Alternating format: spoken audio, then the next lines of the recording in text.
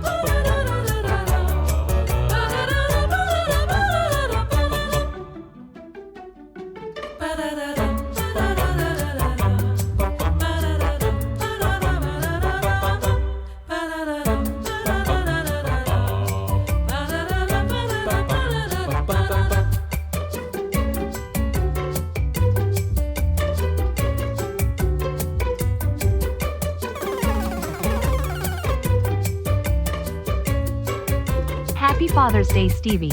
Hope your sister and you have a lovely time.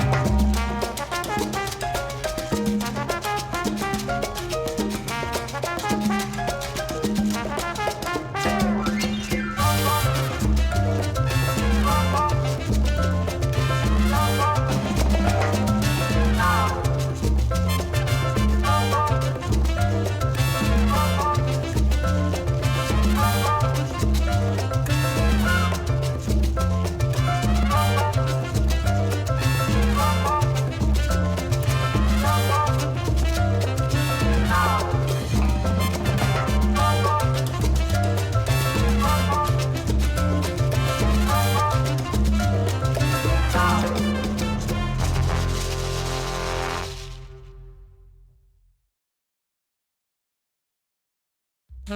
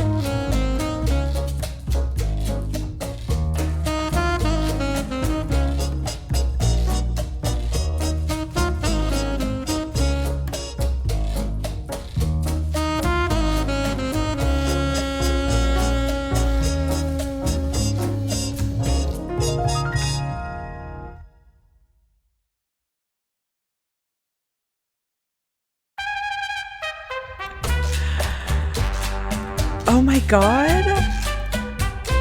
Oh my god! Who's that on screen? Oh my god, it's your favorite podcast! Holy shit, it's your favorite podcast on your screen with videos! Holy shit! How you doing, Micah? You're unmuted. Yeah, I know. I was just gonna do a quick, pause. So that, if you ever watch, okay, god damn it, generational gap in the intro. No. You haven't even said hello to the Twitch chat yet. I would like you to say hello to the Twitch chat first. Don't be a jackass. You're not the boss of me. Okay, okay, fine. Hello, Twitch chat. Thank you. They're saying hello. See, they're so happy. I can see that. In fact, actually, God, I cannot keep doing this. A little peek behind the curtain. Whenever we generally record the podcast, it's just Stevie and I in Discord doing the video share thing, which means basically when I have a conversation with Stevie, it's a fairly decent, quick response back that I see in the video. Yeah. Now, the problem is Stevie can't really do that and run the Twitch. I can't have my camera on for Micah and for you all. So you all get to see my sweet face, but Micah doesn't get to see any visual responses from me. Well, actually, no, I do. Because I have the Twitch stream pulled up in this window over here, but it's muted. So, Yes, it is. I'm sorry. I hear your reaction, and then I think a good 10, 15 seconds later, I see your reaction. Oh. Over on that side. Oh, Lord. And I also see myself what I did 10 to 15 seconds ago. Sorry, doll. I don't know what to tell ya. So, you gotta... This is gonna be a bit more of a brutal... I think you should turn off the Twitch video because I think you're gonna freak yourself out. However, that does mean that I can see you and you can't see me, which is a fun power dynamic. I don't want that power dynamic. I want our usual power dynamic. In which there isn't really one. Also, yes. I'm realizing that there are people in the Twitch chat who haven't seen either of our faces before. There are a lot who already know me from my other online stuff. But for, I think, almost everybody, this is their first time seeing you. This is Micah, everybody. Yay! It's not like I'm completely off the grid and don't have pictures on the internet. I mean, I have social media that even I advertise at the end of the podcast episode. I'm go to Blue Sky. I'm on there. You're not posting selfies on Blue Sky. I posted a few selfies on Blue Sky. Well, this is a lot more accessible, I think, for the average listener. So I'm really excited that you're all here. Blue Sky is open now. It's very accessible. Anybody can go hop on that. Totally forgot about that. It's supposed to be the new Twitter or whatever. Gang. I don't think it's the new Twitter. Gang, did the music stop? Oh. Wait. It's back. So. Yeah, also, I can't hear the music. So I'm not even getting the nice, easy listening that we okay, again, another peek behind the curtain. Mm-hmm. We passionately fought each other for 20 minutes about what music we were going to play, and we settled on easy listening. Because Micah doesn't want Nintendo. Micah doesn't want lo-fi. Because Micah's like, oh, you're basic if you like lo-fi. I'm exploding you with my mind. And also we're listening to, like, bossa nova and copyright-free easy listening music. So... Which is funny, because when I was growing up in the late 80s, early 90s... That's crazy. There was... you know how there's always, like, throwbacks? Like, there's always retro. People are always like the styles from the 90s are coming back now. Oh, yeah. In the late 90s, when I was a teenager, the styles from the 1970s were coming back. Bell bottoms had come back. Oh, that's so fun. That's really fun. The problem now is that the trends are just accelerating so much faster. I think because of the internet and just in general, whatever. Late stage capitalism, accelerationism, etc., etc. You know the fucking deal. Who cares? Anyway, no, but what I was saying before you watch it, what I was saying was in the late 80s and like during the 80s, it was a lot of throwbacks to like the 1950s. Mm-hmm. If you look at the style of such hit TV shows as Pee-wee's Playhouse, while it was very surrealist, it was also very 1950s-esque. Oh, like as far as the aesthetic trappings go? Yes. That's fascinating. So, a lot of references in media would use kind of easy listening 1950s, early 1960s music. Like it was in cartoons. Ren and Stimpy was a throwback to cartoons from the 1960s, stylistically in a lot of ways. Ren and Stimpy sucks so bad. What is up with that weirdo fucking show, and why did they show it to kids? What an ugly, weird show. Sorry. Why haven't we started recording yet? Oh my god! Fuck, we forgot to start the cakewalk recording. That's really funny. Oh shit. Okay.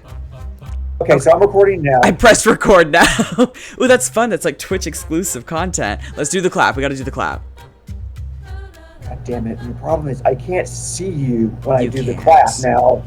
So anyway, 3, 2, 1. I think that was good. I think. It probably... Actually, no, you wouldn't know. Ha! As I say, that probably looked bad to you. You wouldn't fucking know. Also, the kicker is, I'm betting it looks bad on the Twitch stream. I thought it looked good. Okay, everybody in Twitch chat, let us know if we clapped at the same time or not. So anyway, going back to a conversation that we started having before we started even recording. Oh, fuck. Yeah, okay. So now we're finally recording. So, hello, dear listener. We have Twitch-only content that you just missed if you're not watching the live stream. Because guess what? We are live streaming this episode. This is episode 69, nice, of the Super Squad podcast. I don't have a title for it yet. Peek behind the curtain. I don't come up with the titles until after we've recorded. No, because the title's got to be like a bit or a topic. Yeah. I think that's so. Like, sensible. I don't actually know how our conversation is going to go yet, so I can't really like throw out any good title for this right now. So title to be decided. I thought it was just gonna be Gender Shop episode 69 : live in all caps like they do on TV. That's what I like doing. No. Okay, No. Whatever. Too much of a gimmick. Okay. Yeah, I kind of. You are such a hater. Yes, Anyway. I feel like it is. So, what were we actually talking about? We need to catch up the podcast listeners and maintain continuity for the Twitch listeners. Okay. So, anyway, we were talking about... I don't even remember because I imbibed a bit before we started streaming or whatnot. Hey, Jason! Sorry, our cousin Jason is in the Twitch chat. Bad podcast content? Super stoked. Hey, dude. Sorry. Proceed. I won't interrupt anymore. How much of this I'm actually going to edit out of the episode? I will not interrupt you anymore. I'll take turns. Okay. So anyway, we started talking about the music that you currently hear in the background on the stream, but for the recorded episode that I'm going to release later, you're not going to hear that music. And that music is kind of a down-tempo, easy listening sort of 1950s, late 1950s, early 1960s mod vibe. So what I was talking about was when I was a kid, a bunch of cartoons and other TV shows and whatnot, they did the thing that always happens in media where they go back and they say, oh, look at this from the late 1960s, we'll bring parts of this style back. Yeah. And the reason it happens is because the people that are creating content largely influenced by the stuff they watched when they were kids. Oh, that makes sense. So by the time somebody born in the 60s is in the industry, they're in their 30s. It's the 90s now, so they're going to pull from their experiences as a child in the 60s. That's so interesting. Yeah.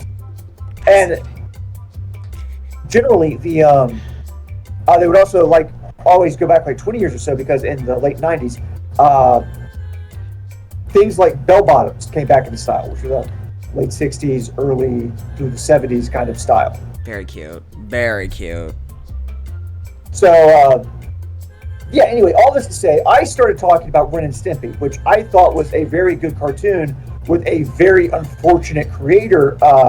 If you don't know about that. Did he do big crimes? He liked kids a little bit too much. Fucking shit. Why do they all? Okay. Well, that's fucking stupid. Also, I don't like the show. I just think it's really ugly. And an ugly art style, I don't think inherently discounts a show, but I think it makes me less inclined towards it. I think Clone High is about the ugliest a show could be before I just don't really feel like watching it anymore. You've seen Clone High. Would you consider oh dang it, what was that movie? I made you watch it. Or no, you watched it on your own. The one with the cat from the 1970s, Fritz the Cat. Oh god, that one fucking sucks. I consider Fritz the Cat an ugly... It's hard, I think, to not consider that movie an ugly movie, because just thematically and just in general, weird flick, but also visually, I do think it's very unappealing. I think, honestly, even Smiling Friends that came out recently is still, it's funny. I like particular characters, and then other ones are so ugly it's intolerable, and I can't watch it because of it. And that blows, because I've seen bits involving the characters I don't think are ugly. I say Clone High's art style is ugly. I don't mean the specific characters are. Although, to be fair, I've seen, Okay, listen. I'm not going to be crucified for saying that Clone High has an ugly art style just because there are two sexy women in it. I'm not going to tolerate this at all.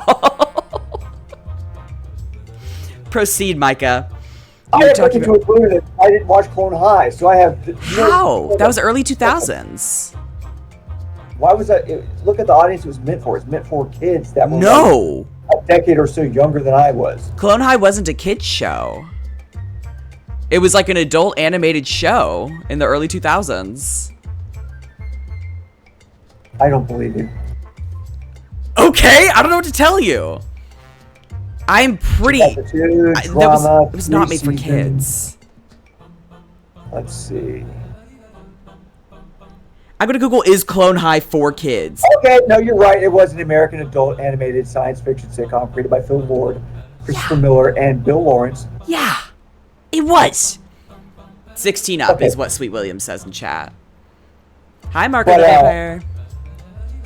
But I would like to point out, what was I doing in 2002 to 2003 when it came out? Were you in college and getting a divorce? Pre-divorce. I was in college. About to get married. Yes. Didn't know it, but about to get married. Right? Timeline-wise? Timeline-wise, no. We were actually already dating by then. Really? Wait, sorry. What year was the first marriage? The first marriage lasted from 2004 April 8th, 2004 to, not April, May 8th, 2004 to May 7th, 2007. Was that right after the anniversary? Or no, 2008 rather. May 7th, 2008. It's right before the anniversary. It's the day before what would have been the 4-year anniversary. Oh, God! Wow, I don't envy you. So I was kind of busy right then. Wasn't watching a whole lot of TV. No idea Golden High existed. Still haven't watched Golden High. I feel like it just culturally it missed me. Timeline-wise, yeah, I think that you would like it well enough. It's like an afternoon watch. They did a reboot, but I did not watch that. I heard good and bad about it. I don't really know.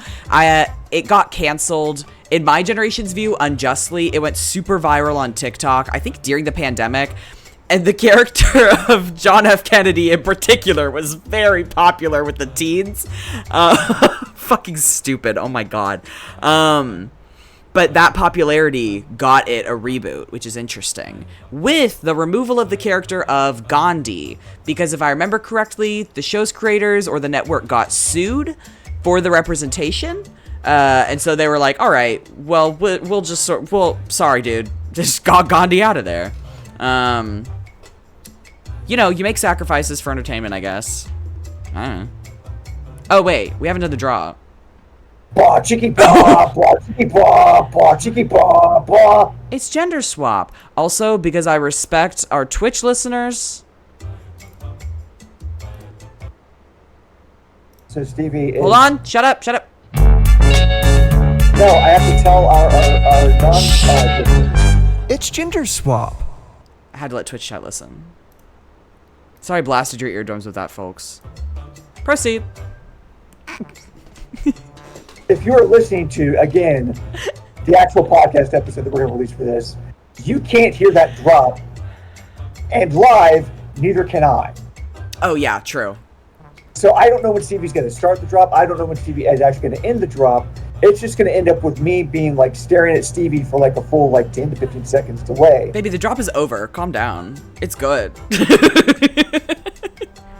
Wait, hold on. Swap. You stepped on my intro. Sorry, it's pouring raining outside. I just now realized that. Proceed. My bad. You stepped on my intro. I'm sorry. You comment that it is pouring raining. I'm sorry. I'll be so quiet. God damn it, Steve. Welcome to Gender Swap, podcast by two transgender siblings, one of whom has tried to start this damn thing in the intro like 3 or 4 times now, but Stevie keeps stepping all over my lines. And the other one is Stevie, obviously, because I just gave away the who's who. Anyway, that's not important. What is important is my name is Micah. I am one of your hosts.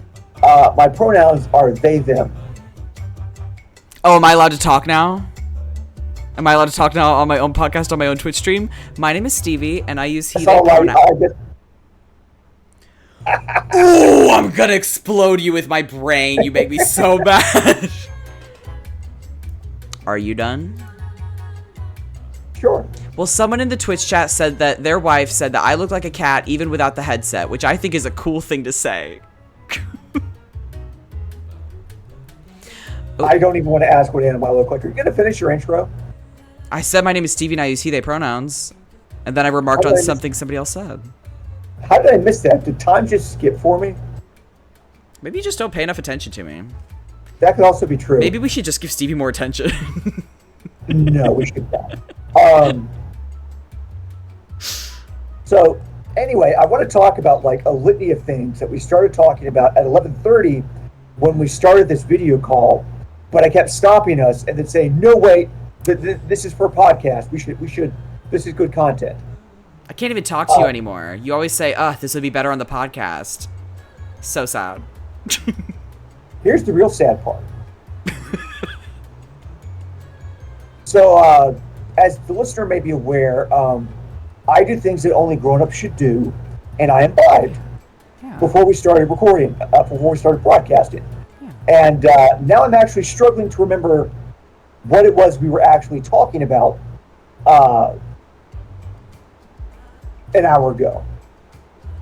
Lo-fi. You were talking about how you think I'm basic for liking lo-fi, and then you said, wait, I should say that for the podcast. And I think that's a bad idea because lo-fi is so universally loved that I really think you would just be completely panned if you spoke out against it. I didn't speak out against it. I wasn't saying lo-fi was a bad thing. I said lo-fi is basic. Because, as you yourself just admitted, it is so universally loved. Everybody likes it. Therefore, it's basic. I'm sorry. It's basic to like lo-fi. In terms of it being extremely common, yes. In terms of that definition, I understand. If you're saying it with a negative connotation, I don't respect you. But I do see what you mean. And so all of that to say, you wanted to set our podcast Twitch stream apart from all of the others by playing Mark Durst's copyright-free easy listening music instead of Nintendo music or gaming lo-fi. Sorry, it took us an hour to explain that, guys. Because, oh boy, I could get into French philosophy here, but I won't. Because, and I'm going to try not to get deep, this lo-fi music, which is kind of the sound of the late 1950s, early 1960s, this is not lo-fi, was used in a lot of cartoons when I was growing up. And there were actually reboots of old cartoons. Like, for instance, there was a reboot of Mighty Mouse. Oh.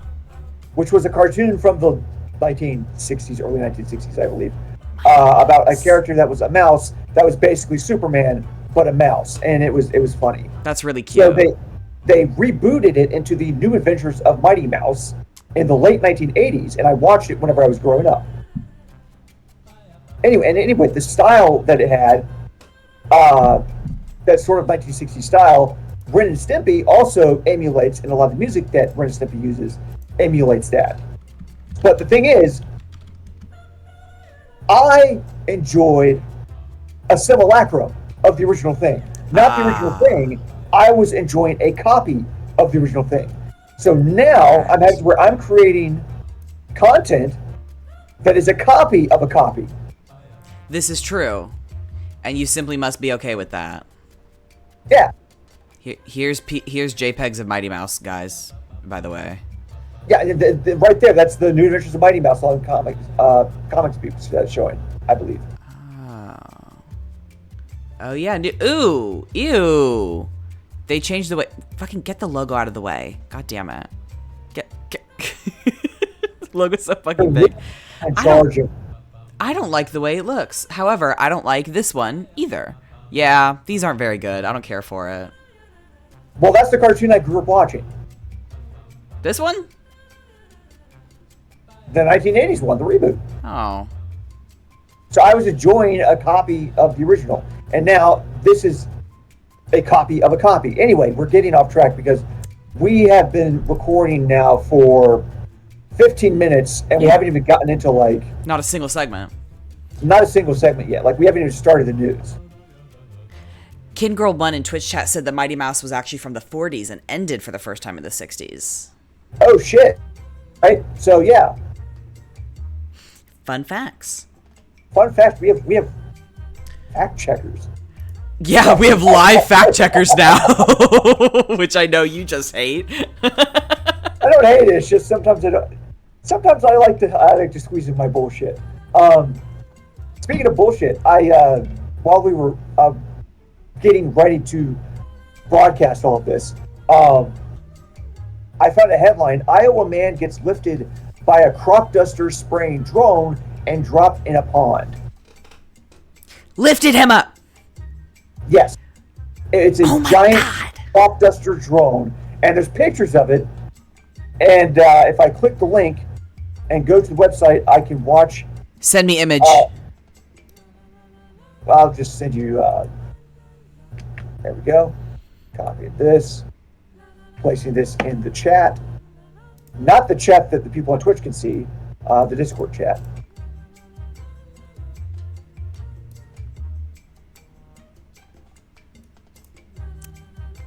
It's loading. We'll get there. Whoa, shit. Okay, dog, you're holding on. To be clear, man, you're holding on to... Oh my god, get out. I was really under the impression that the man was kidnapped by the drone. I might be stupid for thinking that, but He's obviously the aggressor in this situation. He's viciously grabbing antagonizing the more defenseless drone in its natural habitat. People are not supposed to interact with drones. It's like manatees. There's laws against touching them. You should not touch them. You should let them be. They are a delicate part of the ecosystem. That's fucking crazy. This is fucking crazy. Hanging out by the pond on their farm and surely having some drinks. Oh, so they owned the crop dusting drone. That's fascinating. It can lift up to 600 pounds. Oh, so it can lift me? Prove it. Yeah, that is impressive. But that is not what they are supposed to be for in their natural habitat. So I don't appreciate that they were antagonizing it like this. Drones don't fly like that unless they are in deeply stressed. Yeah. Deeply stressed. Yeah. Fucked up. So anyway. 5 to 600 pounds is really fucked up, though. That's crazy. And crop dusting is what? Watering them? Pollinating them? Pesticides? What are they putting on them? Usually pesticides. The stuff that kills bees. Stop it! Here comes, speaking of depressing shit, here comes the news. Wait, you have to warn me. Hold on. Wait. Shut up. Wait. Fuck, that's the wrong one. I can't even hear Stevie's. It's so right Jover. This doesn't even fucking. Okay, there it is. I'm a really bad sound guy. So anyway, our first headline. Yeah. This is from pbs.org/newshour/politics/blah blah blah. Love it. Federal judge throws out Florida law blocking treatment for transgender children. What the fuck is up? They said you can't make a law that bullshit. That's pretty bad for, like, everybody. Fuck y'all. Fuck Florida. Very, very thrilling. Good for us. Also, they made a lot of, like, actually gender-affirming, like, language was used in their, like, I forget what's called, their decision that they wrote out. That's lovely. Yeah. That's nice. One of the things, I gotta get back to it. Good for us. Where is it? Also, you on the Twitch are getting stuff that will not be in the final podcast. Micah version. Always cuts out the delays. Our long pauses between saying stuff. Like, we're not naturally as snappy as it sounds on the finished product. Micah makes my jokes funnier, which is awesome. Ooh, I could say all kinds of stuff for the Twitch chat, and then Micah can just cut it out. It's true, but there's also the kind of stuff that you usually end up saying. Spotify I don't think you can say for the Twitch chat either. Spotify listeners are weedy heads. So you have to cut that out in the final edit so I don't look like a jackass. It's very, very important to me that you cut that out in the final edit. I don't know, Stevie. And see, I can edit my Twitch VODs all I want. I can erase all the history. Sometimes we make decisions, and then we have to live with the consequences. Made that dang bed. Step 1, alienate the audience. So, one of the things that was in the final decision was the phrase, gender identity is real. Ooh, hey, that's fucking nice to have from a federal judge. That is really fucking nice. Yeah, so, very good. Senior Judge Robert Hinkle said the state went too far when it barred transgender minors from being prescribed puberty blockers and hormonal treatments with their parents' permission. He also stopped the state from requiring that transgendered adults only receive treatment from a doctor and not from a registered nurse. Oh my god, that's gonna make going to Planned Parenthood so much fucking easier now. Holy shit. The last it's going appointment to help out so so many expensive. transgender clinics or clinics that gave out, not gave out, but prescribed HRT. I didn't even know about that last part. That's gonna make like my care personally like so much easier. That is awesome. He also barred a ban on online treatment for transgender adults. Also, thank goodness I'll be able to get telehealth again. Oh my god. Hinkle said transgender people are constitutionally entitled to the legitimate treatment they need, and, quoting the late Reverend Martin Luther King Jr., compared those who oppose it to those who were once against equality for minorities and women. I don't want to get in the weeds. Yeah. Here. But a lot of the people that currently oppose it, if you look at the Venn diagram of other things they oppose, generally speaking, also tend to oppose equal equality for minorities and women. The people who hate one kind of equality tend to don't really care for other kinds of equality, surprisingly enough. Yeah. Yeah, so I'm not saying it's a circle, but it's close. Well, I think it's good for them to point out, just to have it in writing federally. No, I think it's good too. Oh yeah. Some transgender opponents invoke religion to support their position, just as some once invoked religion in support of their racism or misogyny, Hinkle wrote in his 105-page decision, which means he had a lot to say on Wrote this. a fucking novel. A novel. That is impressive. Transgender opponents are, of course, free to hold their beliefs, but they are not free to discriminate against transgender individuals just for being transgender. Thank you. Holy shit. Which is a very good point. Basically saying, if you're going to be a hater, hate them for their personality, not for who they are. Do it in the privacy of your own home. Don't shove it down our throat. Man, what a refreshing thing to hear. It really seems like he was thinking through, like, all of the parts, like, all of the things that people would come back with. He's, like, covering all of the bases. He's like, and you know what? I don't care about your fucking religion either. Shut up about that. Also, I've decided that transgender rights are in the Constitution. Fuck you. Like, literally every base. I love it. Twitch chat is right. This being able to... What? I was about to say, Twitch chat is saying this can be used as precedent in other trans healthcare cases. That's half the reason I'm so excited about it, is because, like, literally having another case as precedent helps, like, 110% in future cases. It's wonderful. Unsurprisingly. Let me try that again. Also, this is another peek behind the curtain. Sometimes I flub a word so hard, I just have to literally repeat what I just said. Redo the sentence. Do the sentence but good this time? Yeah, exactly. So, unsurprisingly, Republican Governor Ron DeSantis' office blasted Hinkle's ruling, issuing a statement calling it erroneous. Okay. Well, you're not the judge, so shut the fuck up. And Star and Spangled Banner vowing here. to appeal. Okay. Go ahead. Shit and cry about it then. His statement, through their elected representatives, the people of Florida acted children in this state. And the court was wrong to override their wishes. Their Here's wishes. Their Here's wishes. This was just policy that Ron DeSantis made a declaration, said, hey, this now, man, I'm going to use the was it Department of Health, I believe, to help push this, and man, this is now policy. That wasn't the wishes of the people of the state.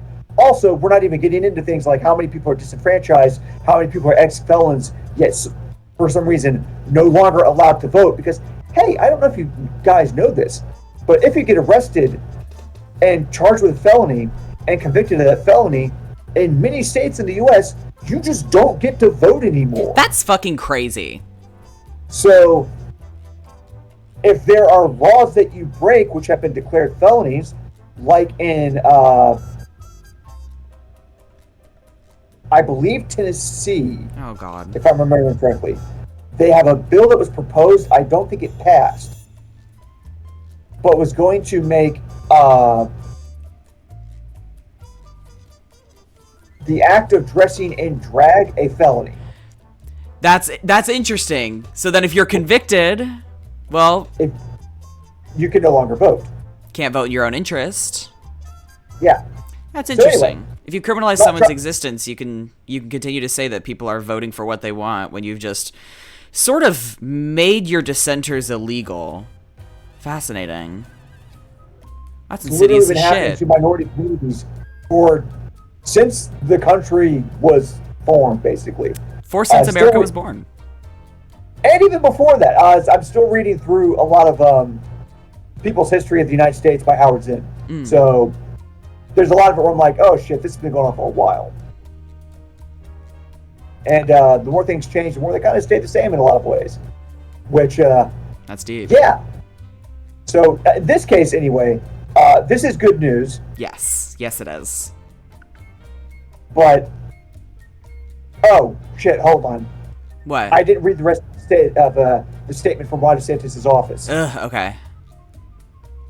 As we've seen here in Florida, the United Kingdom, and across Europe, there is no quality evidence to support the chemical and physical mutilation of children. Here's the thing, like 95% of the medical community worldwide is like, fuck you. This is... He's like, there's not even any proof. And then everybody's like, here's the proof. And he's like, there's no proof. You could just lie. Did you guys know that you could just lie? They let you. God. These procedures do permanent, life-altering damage to the children. Yeah. And history will look back on this fad and horror. Transgender people have been around longer than Christianity. Yeah. Wow, that is fascinating. Fad. Huh. You mean the part where people stopped being, like, murdered for being themselves, so then you actually started seeing them all of a sudden? That's crazy. And then he's like, this is yucky and weird. Can we kill them again? Even though transgender people, particularly transgender people who are black or Hispanic or any other minority, ethnic minority, are being killed on a regular basis in horrifying numbers. Yeah.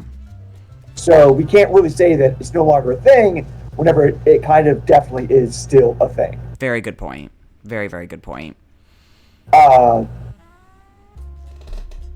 It's also still a thing for transgender femmes and women who necessarily don't quote-unquote pass. Yeah. So really, like this is going to be controversial, but there is such a thing as passing privilege.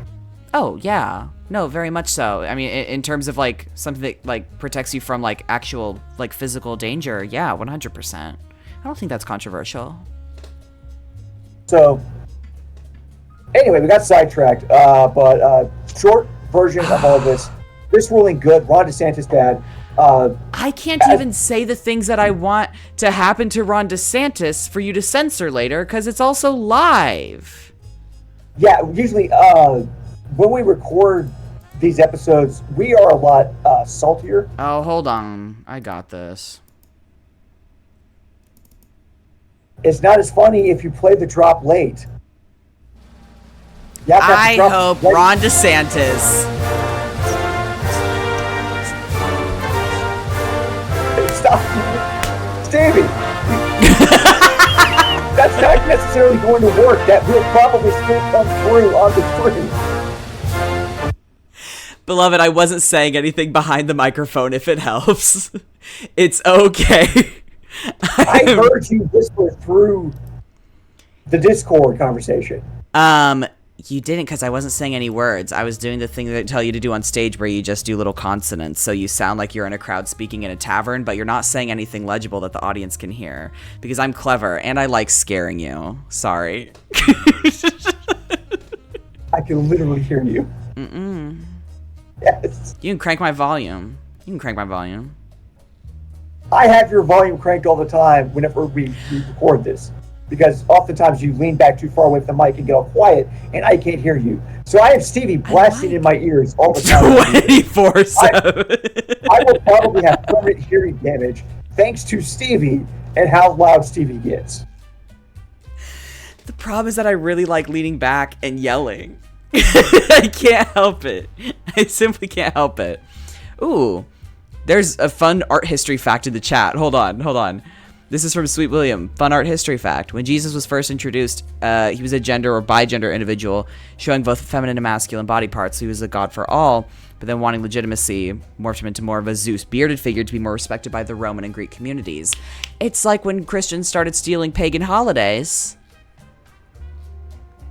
so then they could sort of put Christianity into to kind of smush it. Smushed it.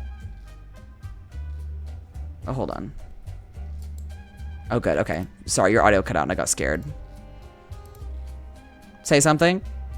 Okay, I'm saying something. Oh, you're right good. now. No, you're good. You're good. We can podcast. Okay, yeah, good to cut that out. So anyway, moving on to our next headline. Mm-hmm. This is from arstechnica.com. Ars Technica? arstechnica.com. Crypto hedge fund CEO may not exist. Probe finds no record of identity. No. Oh, no. Hyperverse's collapse, which, by the way, that is just a shitty fake name. Hyperverse. Anyway, okay. Hyperverse's collapse caused an estimated $1.3 billion in customer losses. Hey, I don't want to be insensitive. Don't say it. I don't want to say things that are necessarily scarring towards people who are going through a rough time right now because they lost so much money because they invested in something called Hyperverse. It is called Hyperverse. Which sounds like a really shitty PC-only video game from the early 1990s that was just like a reskinned version of Bejeweled. Like, nothing about it sounds like something you should invest your money in. 1.3 billion is a lot of dollars. Honestly, I still feel kind of bad for them. No, I think they 100% deserved it. Yeah, that's fucked up. Here's the thing. But for also, years, proceed. For years, rumors spread on social media that Stephen Reese Lewis, the chief executive officer of a now shuttered cryptocurrency, guys, come on, hedge fund. It's a hedge fund, guys, come on, that's just legalized gambling. Called Hyperverse. Guys, there's so many red flags here. I can't believe you're missing all of them. Anyway, Stephen Reese Lewis is a fake person who doesn't exist. After its investigation, The Guardian has confirmed that no organization cited on his resume can find any record of him. That's incredible. According to The Guardian, Reese Lewis's qualifications all appear to be falsified in an effort to woo investors. So again, the worst people you know are losing money, so it's not really all that bad. Yeah, if they're like venture capital guys, like, shut the fuck up. You've got the money. I don't. To sink money into Hyperverse. After Hyperverse collapsed, Yeah. which no duh, of course. After Hyperverse collapsed, accused of operating as a pyramid scheme. What? A cryptocurrency exchange, whatever, is a pyramid scheme? Who could have foreseen this cryptocurrency scam? Even though those words are so frequently searched together that they come up together as suggested in Google. Guess that this blindsided by this. Unprecedented. Also, nobody, like, crypto rug pulls stopped being surprising like 2 years ago. After a certain point, it does become a fool me once, shame on you. Fool me twice, shame on me. Fool me 50 cryptocurrency rug pulls later, I will never retire. This... According to blockchain analysts, Love it. Which, by the way, fun fact about blockchain. Yeah. It is so fucking destructive to the environment with how much energy it uses. That's no good. It is all stored on computers, and computers require cooling, which requires water, which requires energy. And there's so much cryptocurrency now. That's a good point. It's just And warehouses full. I read an article actually a couple of years ago that cryptocurrency mining and exchanges and shit like that were using as much power yearly as the entire country of Ireland. Oh, that's not good. That's not good. So we've got an extra Ireland now. We got two Irelands now, and one of them keeps scamming people. The sequel to Ireland, not quite as good as I would have hoped. The original Ireland, much better than the sequel was. Ireland 2 is all online, and it's full of really shitty guys. Greg Abbott has been trying to encourage crypto miners to move to Texas so they'll fix the Texan energy grid? Fun fact from Twitch chat. I don't see how that would fix the Texas energy grid because they'll be using more energy. And the problem the Texas grid has is too many people using energy, causing it to collapse. Maybe he's hoping they'll invest in the Texan energy grid so they will also be able to work there. Hey, dude, why are they going to come and renovate your house so they can live in it? Fuck you, dude. Yeah. Anyway, chain analysis consumer losses in 2022 were estimated to exceed $1.3 billion. Thousands of customers lost millions of dollars. That's really, really, really bad. It's really, really, really funny. It's a little funny. I'm going to look at a picture of this guy.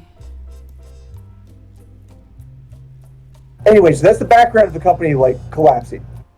But wait. In a December 2021 video, Reese Lewis was introduced as CEO and touted for making big moves before joining Hyperverse. He supposedly worked at Goldman Sachs to selling a web development company to Adobe before launching his own IT startup. Oh, So it wasn't like he was saying, "Oh, I work for such and so fake company." No, he's saying he was saying he worked for real companies. There is a thing in finance where you're supposed to be obligated to do thorough background checks of shit before throwing money at it. Seems like rule 1, doesn't it? Doesn't it? Sidebar. I'm looking at this picture of the guy from the article you sent me, and it says a Hyperverse video featuring CEO Stephen Reese Lewis, the supposedly fake guy. Someone in the chat says he looks AI generated. I was going to ask, did they have an actor play this individual? Because that looks like a... Doesn't say. Because AI videos, I think, can still be spotted. Although I would also be intrigued if this was the first scam involving AI. Not first. AI is a bit of a scam itself. This is back in 2021. Oh, I good don't point. think AI was advanced enough back then. No, we really didn't hit that kind of, like, craze. Yeah. We would see some extra fingers if that was AI from a few years ago. We're smart enough to hide them. Let's see. Digging into his academic history, The Guardian found that neither of the universities that Reese Lewis allegedly attended, the University of Leeds and the University of Cambridge, again, this isn't like Bob's Technical College. These are large, famous institutions. Yeah. That's crazy. The Guardian actually went and were like, you know what, we should call these people and ask if they've heard of this guy or have record of him being there. And these companies obviously answered The Guardian, no, we don't know who the hell he is. Yeah, that's fascinating. Which means the investors who were just shoveling handfuls of cash at them, comically throwing bags of money into the back of a van didn't even with the call. words totally legit written on the side of it. Like, legitimate business run by me, Mr. Business. Like, what are you fucking doing? This is funny. They lost so much money. There's no I'm sorry, it's not a tragedy. Honestly, the more I learn about it, the more I'm like, fucking no one checked this guy out. Nobody checked this guy out. All the Guardian... I clicked out. All the Guardian did was pick up a phone, call a couple of people, and be like, is this real? And they answered, no. No. And that's all it would have taken to prevent the loss of $1.3 billion, apparently. In the but text... Again, I don't think it's necessarily a loss, because these people obviously weren't doing anything good with their money in the first place. Yeah, they did kind of fling themselves at this guy. It seems like in the tech industry specifically, if one person who is big enough and popular enough does not do the due diligence of researching this person and then they endorse this person, everybody else just figures that person has already been vetted. And I feel like that's what happened here. You know? His career background appeared similarly suspicious. Adobe has no record of any acquisition of a company owned by a Stephen Reese Lewis in any of its public SEC filings. That's crazy. And Goldman Sachs could find no record of Reese Lewis having worked for the company, The Guardian reported. Fanning out their search, The Guardian uncovered no LinkedIn account for Reese Lewis or any internet presence other than the Hyperverse promotional material. Oh no, so he only exists in the context of this company. Holy shit. So they couldn't even find like his old Zanga, or like this guy never had a MySpace. This guy never had a fill in the blank whatever. It's almost impossible to not have some kind of an internet presence now, because so many websites and whatnot require you to log in. Yeah. To like interact with their material. The Twitter account being so recent too is just so oh my god. Yeah, the Twitter account was created a month before the 2021 video launched. The next paragraph is crazy. Co-founder Steve Wozniak. Steve. A guy who everybody generally thought was decently smart. Endorsed Reese Lewis as a strong leader for the Hyperverse. Again, terrible name. This is the one. This is the guy who has too much influence, who didn't vet the guy and recommended him, and then everybody else figured that Steve Wozniak knew what the fuck he was talking about. When Steve Wozniak saw a Twitter account that was made 1 month ago and said, this guy is so good at business. I want to point out something that is an uncontroversial fact about Steve Wozniak. Tell me. The motherfucker's old. Oh, wait, such a good point, actually. He's old as shit. He's just some old tech grandpa who probably gets taken in by a fair few scams, and this was just a scam that old tech grandpa fell for. He was good at computers when computers were simpler, but I feel like he helped invent that computer. I don't know how far along he got, though, and I'm not sure he knows what a hyperverse is. I think he just thinks it sounds like something out of a sci-fi movie and thinks that's cool. Reese Lewis's company offered a bold vision that was supposed to compete with Facebook's metaverse by creating a new frontier of a galactic universe. What are you fucking talking about? And bringing to life a complete virtual world. This is just metaverse. You called it hyperverse. You are such a fucking ripoff. What is happening? Nobody even likes the current fucking metaverse. Wozniak said in a video that he supported Steven, proclaiming, I can't wait for the hyperverse. Steven being in... Oh, my dumbass. The Steven being in quotes, like, in this article is such a good roast. Just in terms of, like, he supports Steven. That's a really, really good way to denote him as being a fake guy. I like that a lot. So... Ooh. Anyway, Next paragraph, though. Oh, Becky, in chat, the joke is that the man does not exist. Like, honest to God... The Guardian is finding out that Stephen Reese Lewis is not a real man. So not only did these people get sucked in by a really shitty knockoff of a product that was already pretty shitty. Oh, yeah. I.e. the metaverse, the knockoff of the metaverse. Yeah. Which itself is a shitty knockoff of Second Life, which has existed since 2004. And with Second Life, it's 100% like customizable. You can create your own models and use them in Second Life to create your avatar. You can literally be anything. And Second Life is just a knockoff of Life. And Second Life based their idea on what was the name of it? There was another precursor? No, there was a term, I'm forgetting what it is. Cyberpunk.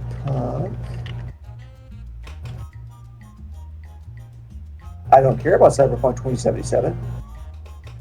I'm looking for a certain term. You in the Twitch chat, and you guys can listen to the nice chill music in the background. You in the episode I'm going to release later as a finished product, I'm just going to edit all this out.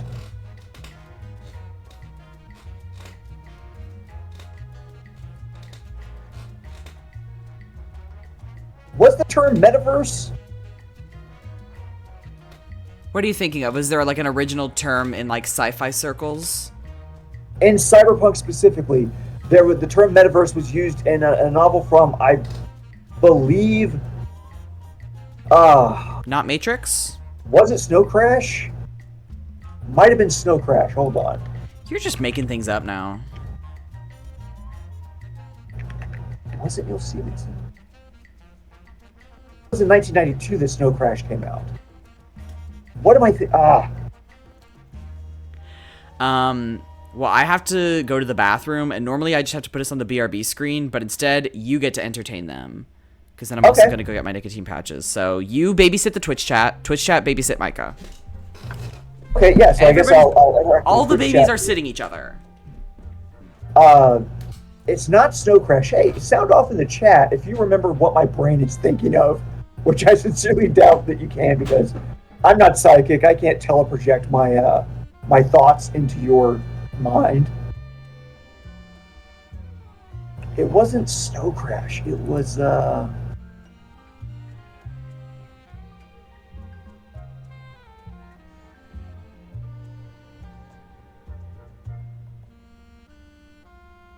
perturbing.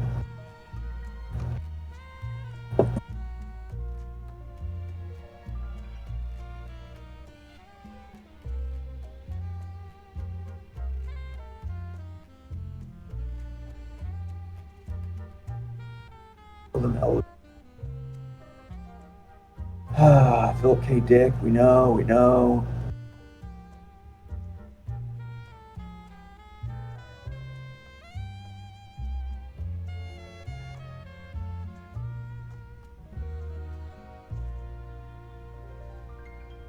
I'm sorry, chat, that I'm not nearly as entertaining. I think Stevie probably should have put on the loading screen or the be right back screen or whatever, because all you're getting to see is me make groaning noises into my microphone as I try to look up a thing that probably, like, the joke is, Pat, even in the final edit, I don't know if this bit I'm going for is still going to work. So the odds are good. I'm actually doing all of this for absolutely no reason right now. This is the quality gold that happens behind the scenes that you guys now get to experience live. And again, it's also some stuff that I'm probably going to cut out of the final version of the podcast episode. So this is just for you guys. Neuromancer. Hold on. That might... I'm sorry, I didn't mean to yell into the... The bit you're going for isn't going to work.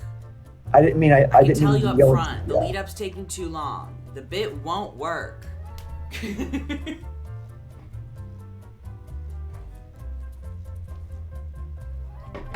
Was Neuromancer the one I was thinking of?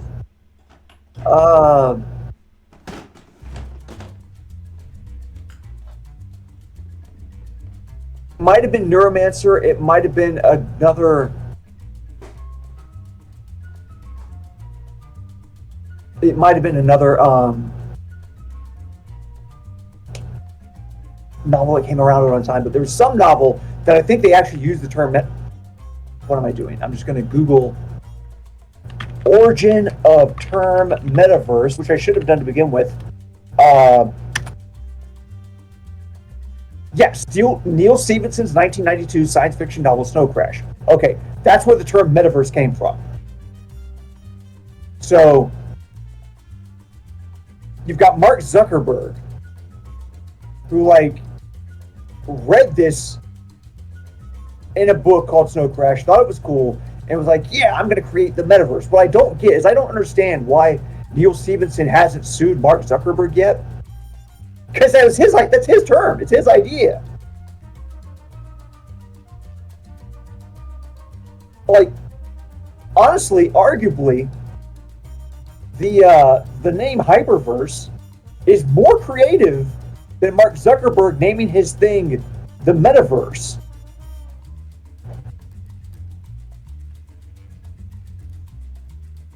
Again, I don't know if I'm going to include any of this in the final edit of the podcast. You're right, it might not be a copyrighted term. I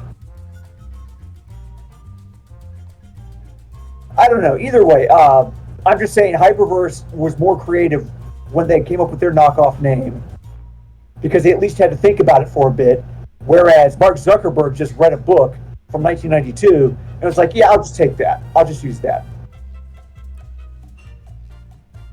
Also, I think it was William Gibson.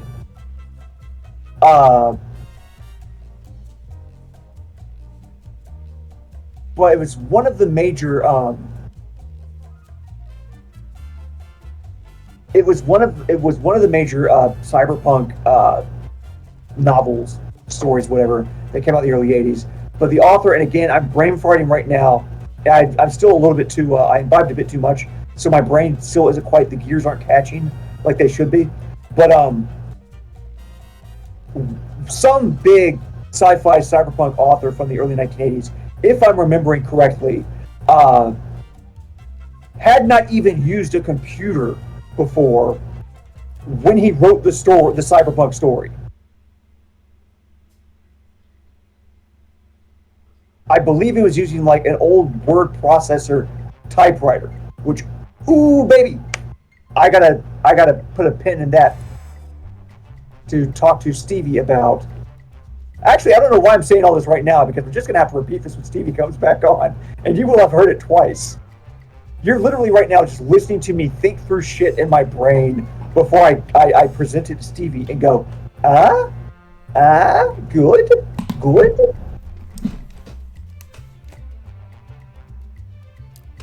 What the fuck is up? Have you been doing good podcast? Probably not. So anyway, Metaverse comes from the 1992 science fiction novel Snow Crash. That's where the term metaverse came from. So Mark Zuckerberg basically Did you steal that?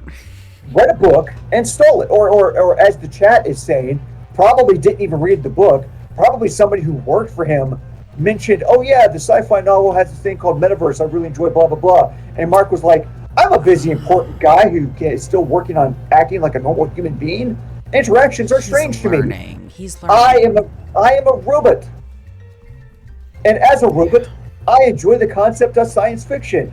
But I also, much like current AI, I cannot uniquely and creatively make anything. I must steal from that which already exists. Therefore, I, Mark Zuckerberg, the first AI, am going to look at the 1992 science fiction novel Snow Crash by Neil Stephenson, and I will take the term metaverse and make it a ripoff of Second Life too, the concept of that. But this one, no. Here's the thing, Stevie. Here's the cool thing you don't understand about Mark Zuckerberg's metaverse. Right. Your avatar doesn't have legs. No. Revolutionary. They figured out the legs fairly recently. Let the record show. They figured out the legs, and they look bad. Like, what else do you expect? I was about to say, just as Mark Zuckerberg was created as a derivative of humanity, all he creates must be derivative of that which has been created. It makes sense. Oh, that makes sense as far as a philosophy for AI in general. Here's the thing, though. Hyperverse Right. is a more creative name, despite being a ripoff of Metaverse. Oh yeah, the name at least is different. The people that came up with Hyperverse took like a few seconds and were like, okay, what's another noun I can put in here? I was about to say, what kind of adjective? Really cool. Yeah. What can I Hyperverse? There we go, Hyperverse. Yeah. So like more thought went into it than Zucky Zuck. Originality by accident. Yeah. So anyway, the point being, this tech CEO is not real. Doesn't exist. Is not a real person, and these people sunk millions of dollars into his completely fake, obviously none of it's all a scam company. Some of these like money or like finance influencers, it says, were also supporting him, but now don't say anything. That's really interesting. Which, here's the thing. There are scams that, for the sake of the bit, I wish succeeded more, just because they're kind of funny. Elaborate. Our third headline.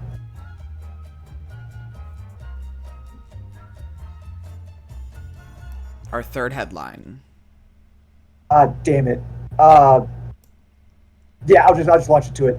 I noticed a banner ad that's really funny on this webpage. And I'm like, shit, I kind of want to talk about the banner ad first instead of just going to the third headline. But that would ruin the transition. Which, by the way, the transition will still work because I'm going to edit all this shit out. But our third headline. Who tried to steal Graceland? Which, for the listener that doesn't know, Graceland is Elvis Presley's mansion. How the fuck do you steal a house? Clues left by Nasani Investments, the fake company that scammed Elvis Presley's family, led to a grandmother in Missouri. What? I'm entranced. Search for the mysterious company. Oh, by the way, this is from NBC News. The search for the mysterious company behind a scheme to steal Elvis Presley's Graceland estate led last week to a small, quiet city near the Ozark Mountains and the gnome-lined porch of a trailer nestled along one branch of a winding lake. Just smart as shit. And very devoted to Mr. Presley himself. The path there was just as circuitous. Okay, Walter Whitman. Very good. Stretching across decades and state lines, traced through internet profiles, criminal backgrounds, family histories, legal records, and old memories. Ooh. So anyway, I'm going to stop reading their color text. It's fascinating, though. Nasani Investments is a company that doesn't really exist. Mm-hmm. And it's run by people who, again, don't exist. And what they did was they filed a claim seeking control of Graceland, claiming that Lisa Marie Presley, Elvis's only child who had recently passed away, claiming that she had taken out loans from them in millions and millions of dollars. Oh. And it was an unpaid debt. And it must be paid. And they claimed that she put up Graceland as collateral in that loan. That's really smart. That's really smart. The documents filed to support Nasani Investments' case were clearly forged. And within a few days of the foreclosure sale being halted by a judge, the scammers admitted their plot. Devious. After posing as Kurt Nasani, Gregory Nasani, and Carolyn Williams, executives for the fictional Nasani Investments Company, the scammers wrote to NBC News and other outlets that they were dropping the charade. Emails from a person calling himself Gregory Nasani, said that he was a part of a ring of Nigerian identity thieves and boasted that even with the Graceland failure, they would keep without fear of capture. We sit back and laugh at you idiots and watch you make fools of yourselves. Read the email, which was written in clunky Spanish. That is so which shitty. I want to pause right there. Wasn't this written by a white woman? What language do you think they speak in Nigeria? I'm certain it's not Spanish. The official language is English. Okay. Thanks to colonialism. Oh, of course. Yeah. Other major languages include Hausa, Yoruba, Igbo, Fulfulde, Ibibo, Kanuri, and Tiv. Many options, not one of which is Spanish. So... And back up, a grandma in Missouri We're is not there right. yet. Ooh, I'm so mad. Okay. We're not there yet. Okay. This is the This is a fake response that was confession. sent out. They're like, oh yeah, this was a scam. By the way, I'm a Nigerian prince. Wow. And I do this scam all the time. Classic. And here it is in Spanish because I'm a racist. Yeah, not? that sucks. Why not? Why wouldn't it be in Spanish? The lingua franca of both the United States and Nigeria. Christ, this is such a dumb plot. I think that part is probably where it started falling apart for people. Wow. Not like the forgeries, didn't help. It ended with, come find us in Nigeria. Well, that's insane. That's insane. That confession seemed to be the final act in a legal drama that was now a matter for the authorities, including the Attorney General of Tennessee, whose office announced it was investigating Nasani investments. Gonna get him. But that's not the end of the story. Yay. The full loan documents and legal filings in the foreclosure case contained a number of clues that led not to a gang of scammers in West Africa, but to a city 5 hours northwest of Graceland. Oh, shit. So not local, but in the grand scheme of things, pretty fucking local. Yeah. Could visit Graceland every weekend if they were committed enough. All these connections led to a grandmother in Branson, Missouri, a con woman with decades-long rap sheet of romance scams, forged checks, bank fraud, totaling in hundreds of thousands of dollars. Holy shit. I would like to throw out what might be a controversial take. Okay, hit me. Forged checks and bank fraud, I think don't it actually counts. think are a bad thing because the money's federally insured. The bank is going to get that money back. It is, in essence, a victimless crime. Yeah, I don't really... Well, if you consider the government a victim, but I think that they've done it... I mean, I don't. Well, I think the government has a heavy karmic debt, so I think that, if anything, this probably lessens that. The government, as a whole, has a heavy karmic debt. Yeah, I mean, who cares? Romance scams are bad, though. Romance scams are bad because they prey on people who are lonely and alienated. Yeah. And it really honestly, sucks. if we're being real here, they're not doing great. No. Also, someone in the Twitch chat just asked if this is Mischievous Boys, which is great because I was about to ask if this was a surprise Mischievous Boys, because that list of crimes rivals some of the fuckers who are mischievous back there. I'm going to say this is not a Mischievous Boys. Okay. Because I do have an actual Mischievous Boys planned for later. As do I, actually. So, this is not a Mischievous Boys. Okay. We can't have a threefer. Come on. Don't get greedy, guys. Not every criminal makes it into the Hall of Mischievous Boys. And I would have put this one in here if Micah hadn't told me I couldn't, though. Mischievous Granny is fun. So, this Mischievous Granny, goes by Lisa Holden these days. But former friends, family, and victims know her by other last names, including Howell, Findley, and Sullins. NBC News found Lisa through Facebook and Google. That makes sense. So, I would like to think this is someone who does a lot of scams. Yes. Yeah. But doesn't necessarily work hard at these scams.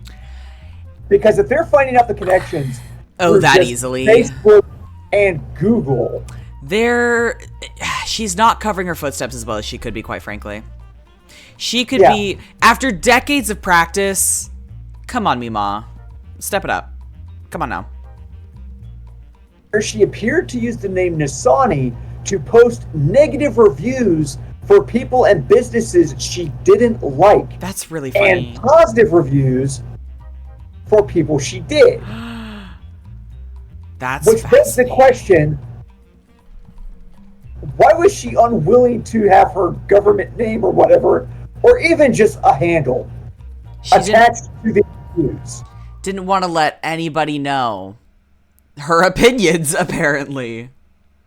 Like, of all the things to, like, make a fake identity for, that's kind of silly, really, if you think about it. Yeah, it really is. More than half a dozen links seem to separately connect Lisa with the foiled attempt at Graceland, including phone and fax numbers, post office boxes, and fake personas. Those who know Lisa know her as different people.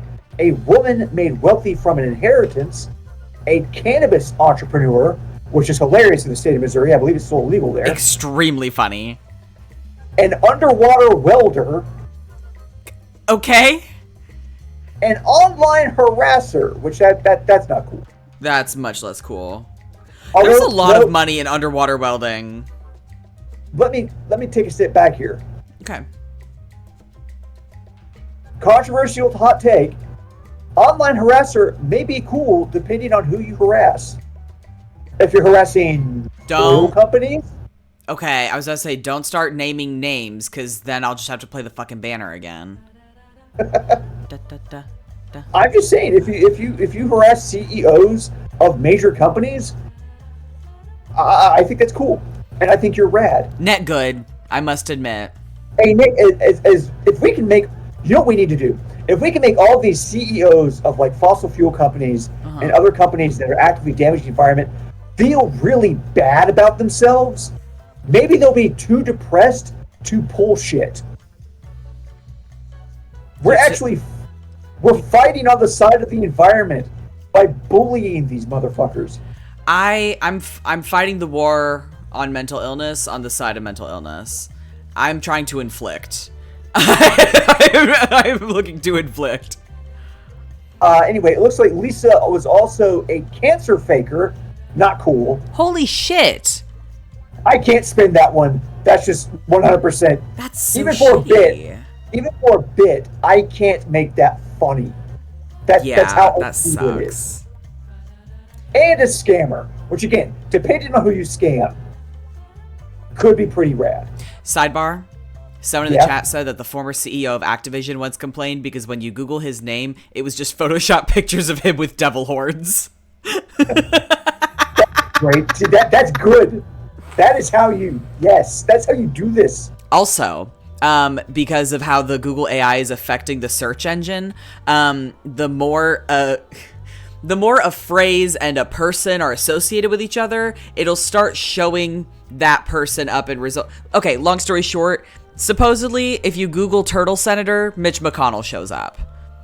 Supposedly. So.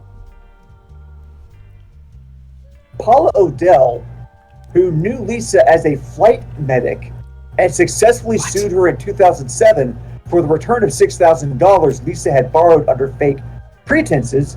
Okay, kind of shitty, Lisa. Oh my God, Lisa. Don't go after the working class. Aim higher. Come on. Be better, Lisa. Be better. Seduce old rich men, Lisa. Come on.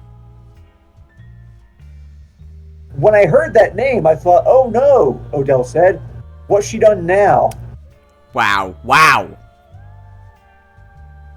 Near the end of last summer, Kurt Nasani, an executive for Nasani Investments and Private Lending LLC, began emailing the estate of Lisa Marie Presley to demand payment on a $3.8 million loan she had supposedly taken out in 2018, putting up Graceland as collateral. The documents used as evidence of the debt, which included Presley's signature and a notary's, had been forged, according to the estate lawyers, who filed a legal complaint against Nasani Investments and Kurt Nasani to stop Graceland's foreclosure sale, which had been scheduled for May 23rd. That's awful. I'm debating if I should... Okay. This might be a hot take that only the Twitch listeners get. Okay. I might not put this in the final product. Should I mute it so the Twitch chat can't hear you? I feel like I need to vet this. What are you about to say? Elvis Presley... Okay, this is uncontroversial. Okay. Elvis Presley got famous playing music that was originally written by black people, oh, yeah. but then he took credit for it. Oh, yeah. So Elvis Presley, arguably, is kind of a shitty guy. Not a great guy. People who inherit wealth, particularly massive amounts of wealth that they themselves did not work for. I'm not painting with a broad brush. I kind of am. But by and large, they're not great people either. Your idea is that this could be viewed as another scam on rich people we don't like or care about? And that makes it a little bit funny? I'm just saying, the estate of Elvis Presley did not work for the wealth as Elvis Presley, gathered. And even Elvis Presley himself didn't do a whole lot of the work involved in being, Also, his family and estate are still profiting off of, his legacy. So, they're cashing in as well on a legacy that he stole. So, I'm not going to feel that bad for them. Oh, someone else in chat also pointed out that, he met his wife when she was 13 and he was an adult. I forgot about that part. So, yeah, kind of a scummy guy, I'll say. And scams on rich people, again, are a little funny. So, honestly... Also, I must be a little impressed with how far they got. There's no protagonist in this. There's nobody I'm going to say is, 100% oh, come on. in the right for this one. Because she did fake cancer, and she did scam a few people who were working class, whatever. Words mean things. You mean hero, not protagonist. The protagonist is just the person whose point of view we follow, and the antagonist is the person working against them. Antagonists are not always villains. Okay, fair enough. Okay, so I think that Mima is the protagonist. She's just horrible.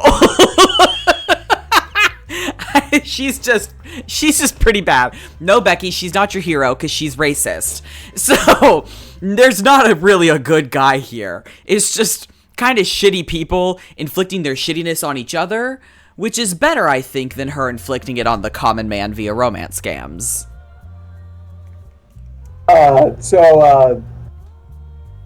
Yeah, anyway, this article goes on and on and on talking about the various, things on social media that this grandmother had created, linked her name to. Okay, look, Lisa, if you're going to do a scam, come up with a different name you haven't already used for another bit. Nasani is not gonna... Yeah. If you've used the name Nasani in your Google review of Del Taco, and you talk about how you didn't like how your order came out that one time, so fuck Del Taco, don't then use it for a $3.8 million scam you're trying to pull on arguably the family of a guy who was not that great and really did not deserve the wealth that he got. Yeah. If we're being real. She could have done better, this whole thing, unfortunately. She finally aimed for the stars and immediately flopped. Yeah, so that is our third headline. We are an hour and 17 minutes into recording. I was looking at that, and here's the thing. I'm going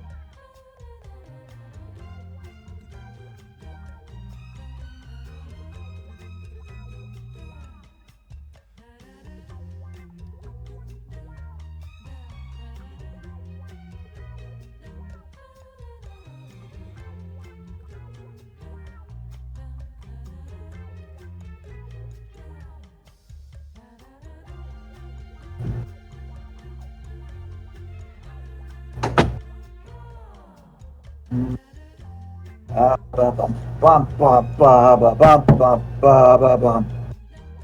Doop dee doo doo doop deep doo dee doo doop deep doo doo doop deep doo dee doo.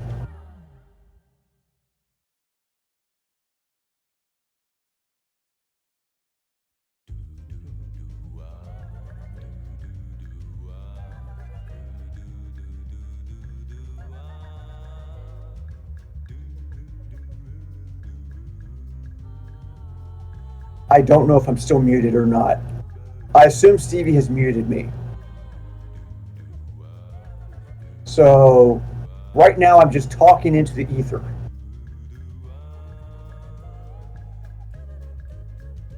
Oh, junk! Stevie did not mute me, so I'm still talking. Right, you can still hear me. I am glad I did not say anything like embarrassing, like as a bit, because every now and then, when Stevie goes and uses the bathroom, I will say some of just the most like off the chain shit, just because I know that he'll never hear it, because Stevie does not get a rough version of a recording of the podcast. Only I hear that because I'm the editor. So if I don't want Stevie to hear something, Stevie will never hear something. I can hear Stevie in his chair right now, so I think Stevie's come back. Stevie has come back. Why are you eating on podcast? On live podcast? Okay, Stevie, did you mute yourself?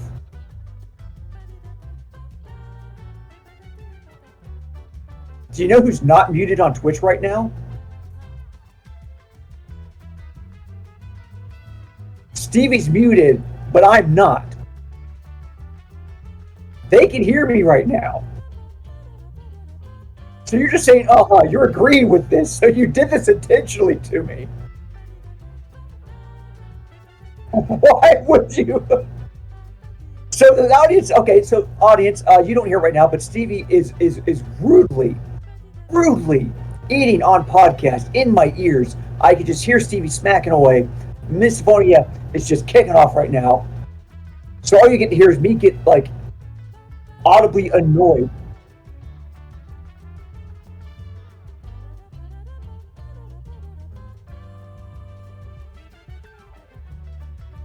Stevie, all I had to eat today was like a cookie also. But I'm still pulling through it. Anyway, can you unmute yourself now and we can get back to this?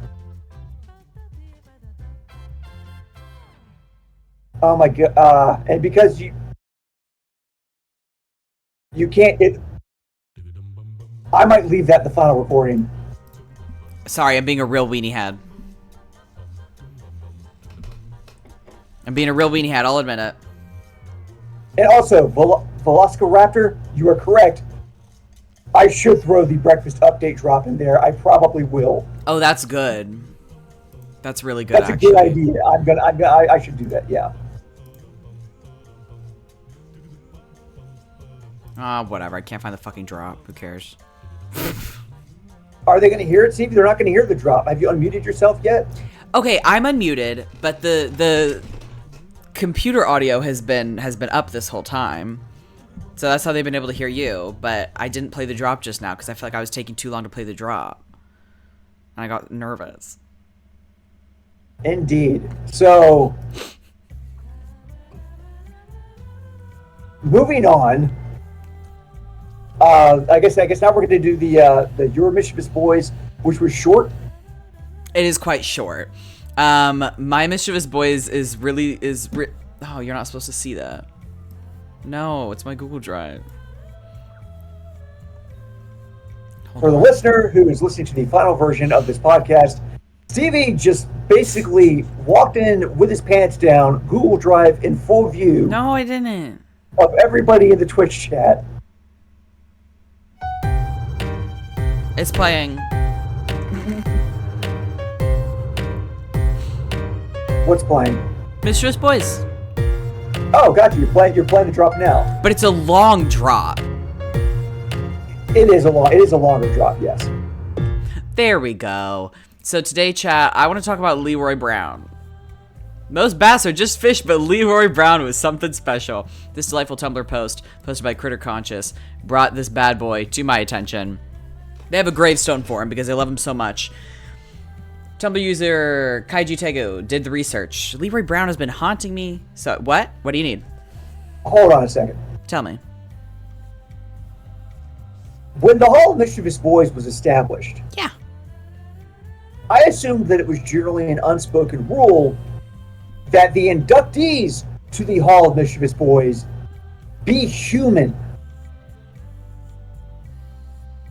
Are you about to pull some speciesist bullshit on me right now? Stevie, we've never had a non-human. Okay. into the Hall of Fame. Okay. I'm not sure if Okay, back up. Listen, bitch. If I told you a story about a really cool dog, tell me you wouldn't want to put that fucker in the Hall of Mischievous Boys. You know what? Yes, because dogs are people. Okay, now we're just being really, really pedantic. Chat, will you back me up and tell Micah they're being a bitch? Now, if you told me a story about a really cool cat, A, I wouldn't believe you and would figure it was embellished because cats are not cool. And Ooh, B, gay people hate when you say that. Everyone in the chat's about to get really mad. Gay people in chat, cover your ears. Twitch watcher Velociraptor said, Micah, we need you to understand that Leroy Brown was something special. So I really need you to get on board with Leroy Brown really quick. And King Girl 1 says there's a first time for everything. So I think that I should get to propose. Okay. Today, the panel is not just you. I will run a poll at the end of this segment on Twitch to see if Leroy Brown gets into the Hall of Mischievous Boys, thus expanding our rules because we would have set a precedent.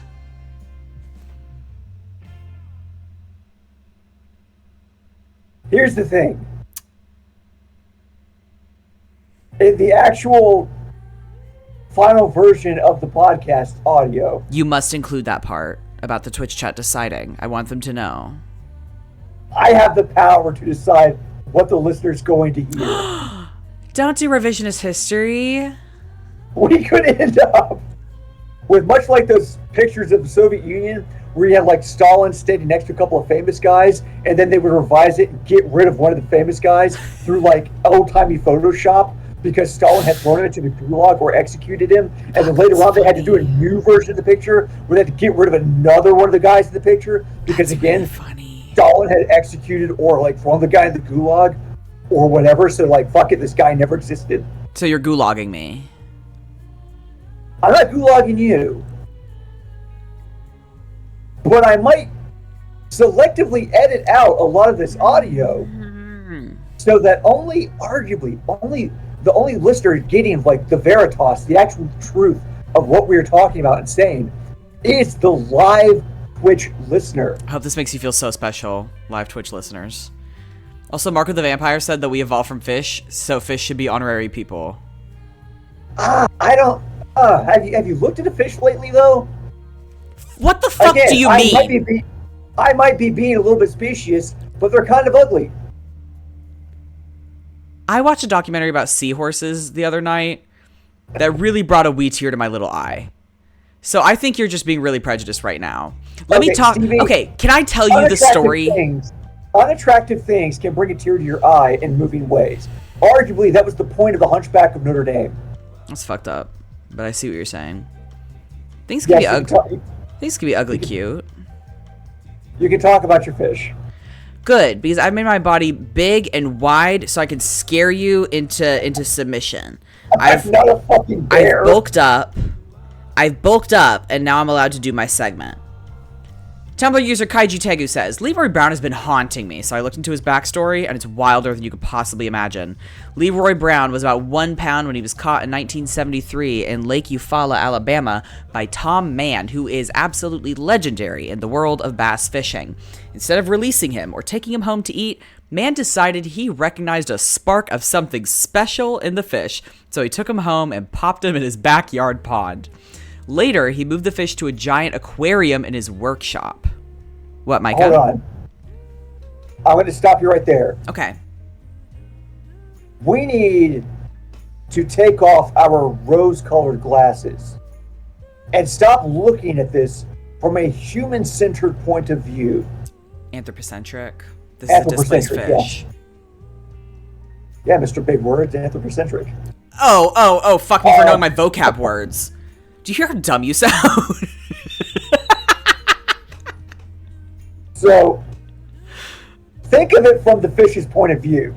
He's been displaced. This fish was minding their own business, just chilling in a lake or something, when suddenly it gets abducted by, for all intents and purposes, aliens who breathe a different thing than this fish breathes. This fish can't even survive in their natural environment because it is inherently toxic to the fish. Yeah. And this space alien drags him out of his atmosphere, drops him into a small little container containing some of his atmosphere, but a much smaller space. Then takes this poor fish away from its home, the only place it's ever known its entire life, and against this fish's will, put it in a pond, which we have to assume is smaller than the lake or other body of water this fish was probably caught in. Yeah, I would agree. Then, that cruelty not being enough, the fish is then taken from the pond and put inside an aquarium tank, you said? It's giant, it says. It doesn't matter if it's giant. Does that aquarium tank still get natural sunlight? Or has even that basic right as a living creature been stripped from this poor, defenseless fish? We can't even have cool stories about fish anymore because of woke. Because of woke. Because of Joe Biden's America. So anyway, you can continue telling me your horrible story about a poor abused fish. The next sentence makes this kind of a bummer because the next sentence does say that he was an aggressive fish. He was fighting back, trying his damnedest to rid himself of the shackles imposed on him by these space aliens. So they named him after the song Bad Bad Leroy Brown. I don't think the fish cared. That's so awesome. I don't think the fish. I never heard the song. And the human loved this fish. Man loved this fish. Of course. Trained him to jump through a hoop. Hand fed him. Talked about him to anybody. Wanted to jump through a hoop? Well, it did. That's not something fish naturally. Fish only jump through hoops when they are very stressed. Under extreme duress. This is a cry for help from the fish. Yes. So the fish became internationally known with publicity in Russia, South Africa, Australia, and other countries. And then in 1980, the fish dies, probably of old age. Hold on. Again, stop. Yeah? The fish became internationally known in South Africa during the 1970s and 80s when South Africa was still an apartheid state. No, he's not a problematic fish. No, he's not.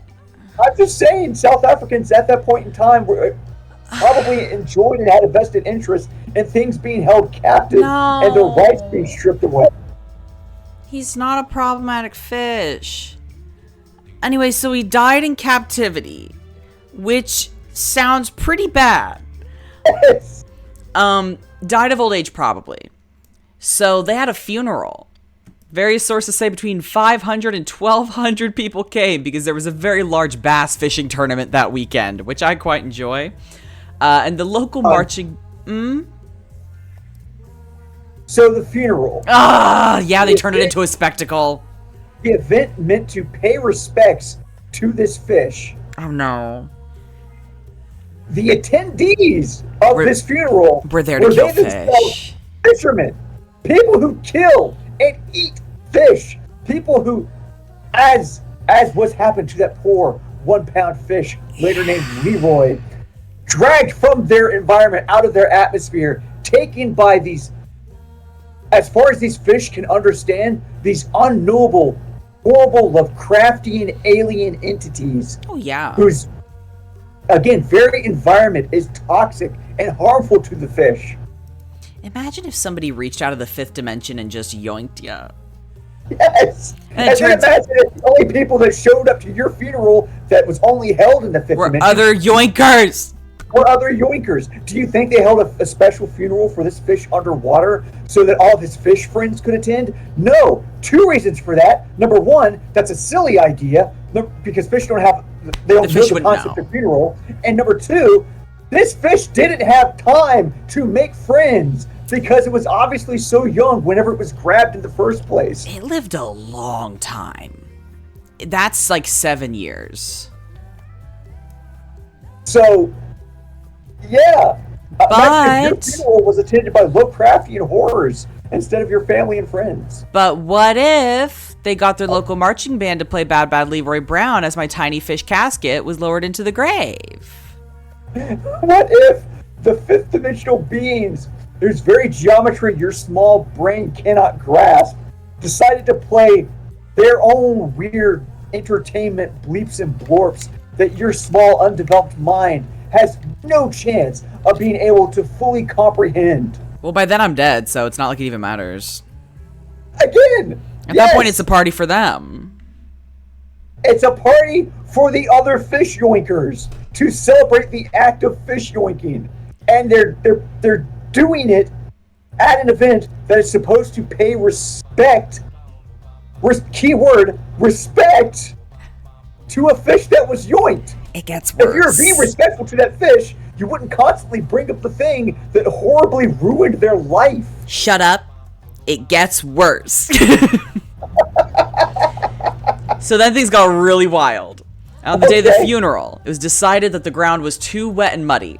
So a man put the fish in his casket, which was actually a satin-lined tackle box full of one dead fish and the lure he was caught with, in the freezer.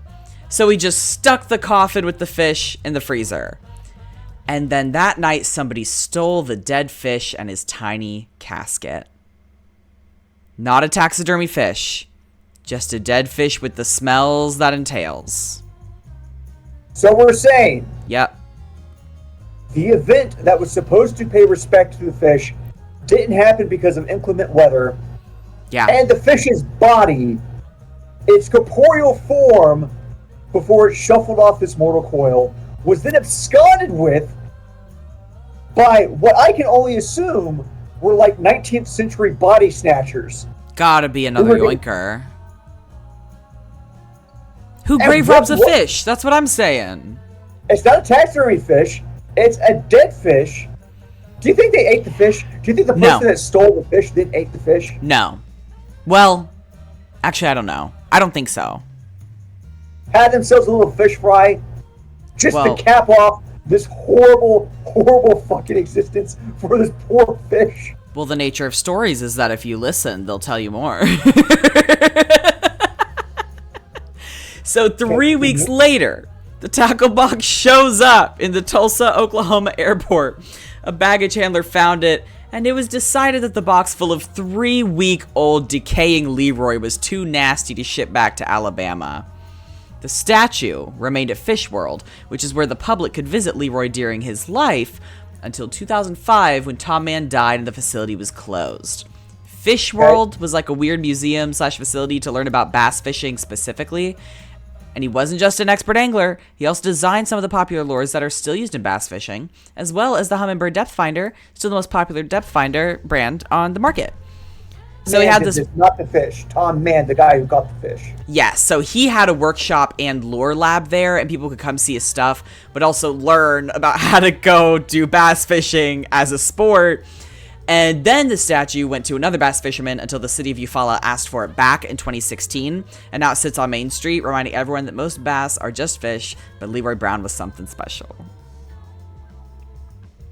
What happened to Leroy Brown's body? This post that you're reading... It just says... It just says that they decided that it was too nasty to ship back. I think they just disposed of it. Truly think they just disposed of it. So once again, this poor fish who led a terrifying existence had its autonomy, what little autonomy a fish has, stripped away from it. Surely. By terrifying external forces. And now its body's just dirt in a dumpster. Didn't care. Apparently? I want to see if we can find out who stole it, though, because that's very important to me.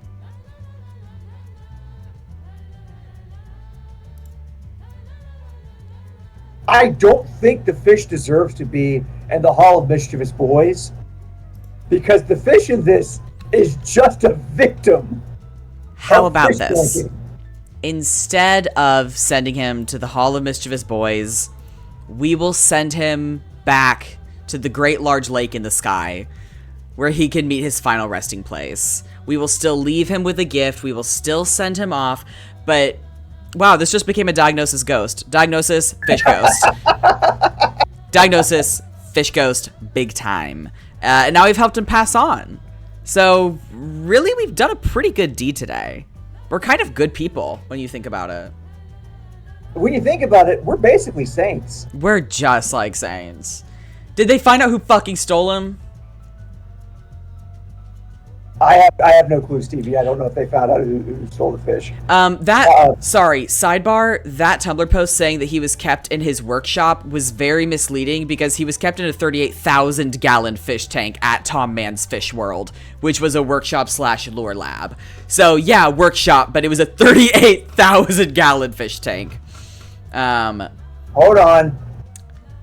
And he was smart. How many gallons are in a lake? In the average lake.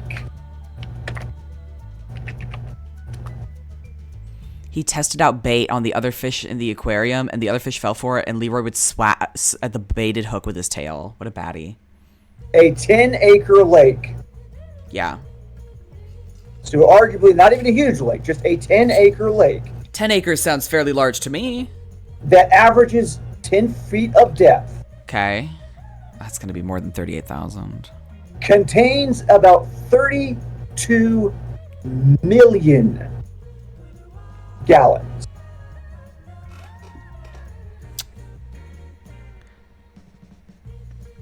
That tank, they put that for in. Yeah. It's so much smaller than its natural habitat. Yeah. This fish was a victim of trafficking. To a certain extent, yeah. Oh, Marco says that a different website says the body was returned. This website says the perpetrator was never found. Yeah, the statue was returned, but I don't think the actual body was. Also, apparently Alabama's governor declared his death date an official state day of mourning, which is fucking awesome. That rules. When was this declared? Like, what date? August 20th, 1980. That day, at least, was official state day of mourning. I don't know if they still mourn it. So they mourned in 1980. So... yeah, when he died. Hold on.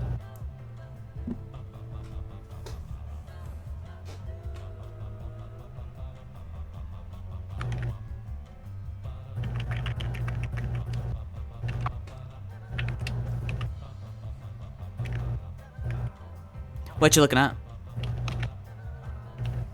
To Alabama? Yeah.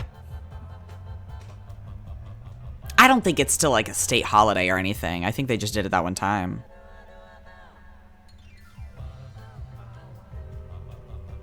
Okay. So, Alabama laws on the books that banned interracial marriage until the year 2000. Wow.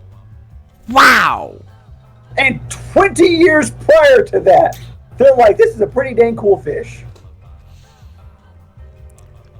I feel like their priorities... I was about to say, as far as priorities go, I don't think Alabama's necessarily a bastion of good ones. So, not fantastic. Marco copied what the website said. In the fishing world, the case is akin to the disappearance of Jimmy Hoffa, except they actually did find Leroy, even if they never found his abductors. The fish was found at the Tulsa airport. His body was eventually returned to Eufaula and given a proper burial underneath the monument with this inscription. So he is buried, supposedly, underneath this statue here, which is wonderful. Okay, so we do know where the fish's body ends up. That is marginally better. That's marginally better. He's not in a dumpster. He still had a really bad life. They said he was mean. Like, yeah, I would be too. Mean. I would be mean. Yeah. To be clear, yeah, justified. This Gruesome. fish fighting for their freedom. Like, if a movie is made, it should be from this fish's point of view, and it should be in the style of like Shawshank Redemption, as far as being a narrative about a wrongful imprisonment. It's not the best end for a fish to have, I'll say. So,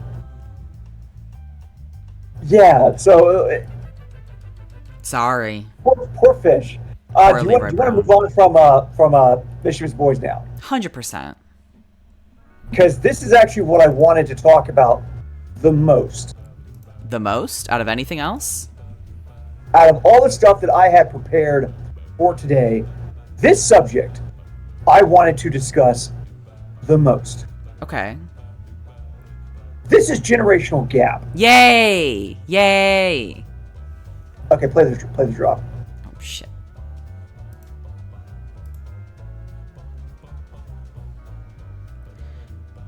Did you put that one in here? Generational gap? Yeah, it should be in there.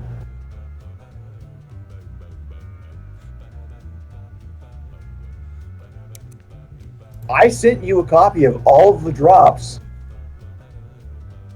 barring like some repeats. Because like some of the drops, I actually have multiple versions. Like there, for instance, there's a version of the opener theme drop where I say it's gender swap, and then the music plays instead of saying it's gender swap at the end. Oh, yeah, generational gap. It's right. I think I even sent you the Letters for Tumblr drop. It was right before that. You did. It's not in here. I don't see it. Okay, oh well. Oh well. Sorry, guys. Hip hop, hippity hop is the generational gap. So, Stevie, I want to talk to you about and explain a little of the background about websites like this. I just sent you a link to a website in the chat. I love websites. This website got its start in the early 2000s, and it still exists, kind of almost in its original form. It's just HTML. There's probably CSS has never touched this page. No, surely not. Just purely, yeah. This is a very pure website. Yeah. It is humorlinks.com, which way back when, in the late 90s, early 2000s, a lot of websites that existed were just websites that linked to other websites that the creator of that website, they themselves liked and enjoyed. Oh, yeah. It was not uncommon for everybody to have a website. I mean, shit, I had a website back in high school even. And the website would Webzines, have like, limericks, a whole folder for your favorite limericks. Don't So- mind if I do. Wow. so like it was not uncommon to have like a home section, which is like the home page of the website, a little about section, which is like about the website, or maybe about you, sort of your mini biography. This is all pre-social media, so we didn't have things like Facebook or MySpace or Friendster or anything like that at the time for us to kind of put our names out there. So it's kind of like it was a 100% customizable way to present yourself and what you enjoyed and your ideas out into the world. That's very fun. I find that very So- amusing. The reason why these link pages existed is because early search engines were bullshit. Yeah, really didn't seem to really didn't seem to do the basic thing that a search engine was supposed to do. Sidebar. So, like- thank you so much for subscribing, Real Team Lemon. So, shit, lost my train of thought. Sorry. So, if you find a website that you enjoy, the creator of that website would link to a whole bunch of other things that they themselves enjoy. A lot of websites that were created were for webtoons, web cartoons, things that people had drawn. A lot of times in like MS Paint, or sometimes a little more, a little more better created.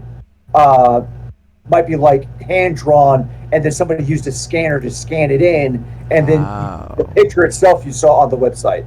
Okay. Like webtoons and whatnot became very popular and very common, in that webtoons back then were as ubiquitous as podcasts are now. That is so interesting. Because webtoons back then, you got to think about, there's a relatively low bar of entry to make your own web. All you need is like fucking MS Paint or whatever, draw a halfway decent something and put a caption on it. Or just a and bam. scanner. Yeah, or scanner, draw your own hand drawings and stuff, and there you go. So there were tons and tons of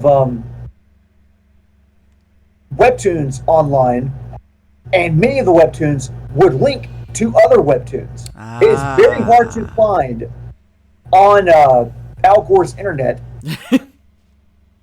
a lot of these websites, because according to a study that was recently released, I believe it was something like 38% of websites that existed in 2013 are no longer there. Holy shit. That's crazy. Link decay is such an interesting like internet phenomenon, internet problem. It's really interesting. So people talk about, like, keep in mind when you do something on the internet, it's forever. Arguably, not true. Not always, no. Yeah. I went back in my Facebook messages that I had with Hannah, our sister, from way back in 2014 when I first started using Facebook. And a lot of it is just sending stickers back and forth. But then a lot of it was linking to Facebook posts and like memes and pictures on pages that no longer exist. It's just like there wasn't a single link I could find from all of 2014 that worked. It was really interesting. Bummer though, because I wanted to see what we were sending back and forth. Yeah. So, anyway, the point being, if a lot of these early websites and webtoons, something that was very common on web pages at the time, and something that I greatly miss, is the animated intro. Yeah. Back then, Okay. almost every website you would go to, like you'd go to like StarWars.com. Wait, a website had an animated intro? And it would, after the page loaded up, it would load up like an animated intro. And sometimes it would be like this 15, 20, 30 second long thing, sometimes even with sound, That's if you what want I to imagine it. Which again, back then it took like 10 minutes to load a JPEG. So of course these animated intros took forever to actually load on the computer. God. Cool when it works. Cool when it works, but you had to wait for it. But then gradually, as broadband became more popular, more the quality of these animated intros started going further and further and further up, and it would use Adobe Flash as the thing that would actually you do the animated intro with. That it's animation a large style. part of why Adobe became so ubiquitous. That's a good word for it. Was because they had a legitimately extremely good product that was very easy to like utilize after you had the plugin. Yeah. And at a relatively low bar of entry as far as how to like create things in Adobe Flash. Websites such as Newgrounds.com. Are you familiar with Newgrounds? Oh, yes. Way back when, the videos, instead of being hosted somewhere and streamed like they are now, they were like natively inside the window itself and run on Adobe Flash. That's so interesting. I am sad that Adobe Flash has been gotten rid of, and it did because it also opened up computers to a lot of weaknesses and dangers that could be exploited by bad actors. Yeah. So it's kind of sad that Adobe Flash is no longer a thing. But yeah, getting back to the link pages. Mm-hmm. I got distracted there a bit. I got sidetracked. There was a webcomic I read way back when, it kind of fell out of, called Bigger Than Cheeses. I remember you mentioned that. And you can go to biggercheese.com, and then you go to the links page for biggercheese.com. There are links to a whole bunch of other webcomics that this particular artist enjoyed, and a lot of it is still using the banners that were created back. Okay, hold on, I got to rewind again. On the internet, you have banners that are usually used for advertisements and shit, but also you have things for like people's personal web pages, and you can see the art style that was being used for these people's. Again, scroll up a bit. Other direction. Thank you. See the picture with like King Kai and all the other up slightly more. This is great content. Sorry, I'll just tell you. Halos. These guys? Yeah, the picture with all the characters that have halos on them. A lot of them are webcomics that had existed and no longer existed, and most of them are so obscure I don't know the references that are used in this webcomic. I don't even know what webcomics they're talking about, except for one or two of them. Oh, dang. And one of them actually came back. PG Cats. Yeah. And is still, like, published on today. But anyway, I was looking at the links page on biggercheese.com, and one of the webcomics that's being advertised is Aikida. Okay. Aikida.net. If you click on Aikida.net, and I don't suggest you do, okay, but if you do, it brings you to an unsecure website that is in Indonesian, in Tagalog, okay, talking about how best to gamble on the internet. Huh. Now with less links to comics which no longer exist, looks like they were trying to do a little bit of cleanup, but didn't quite get it all. Okay, this is actually kind of funny. The links page you are seeing looks different than the one I am seeing. Oh, interesting. Yeah. That is wild.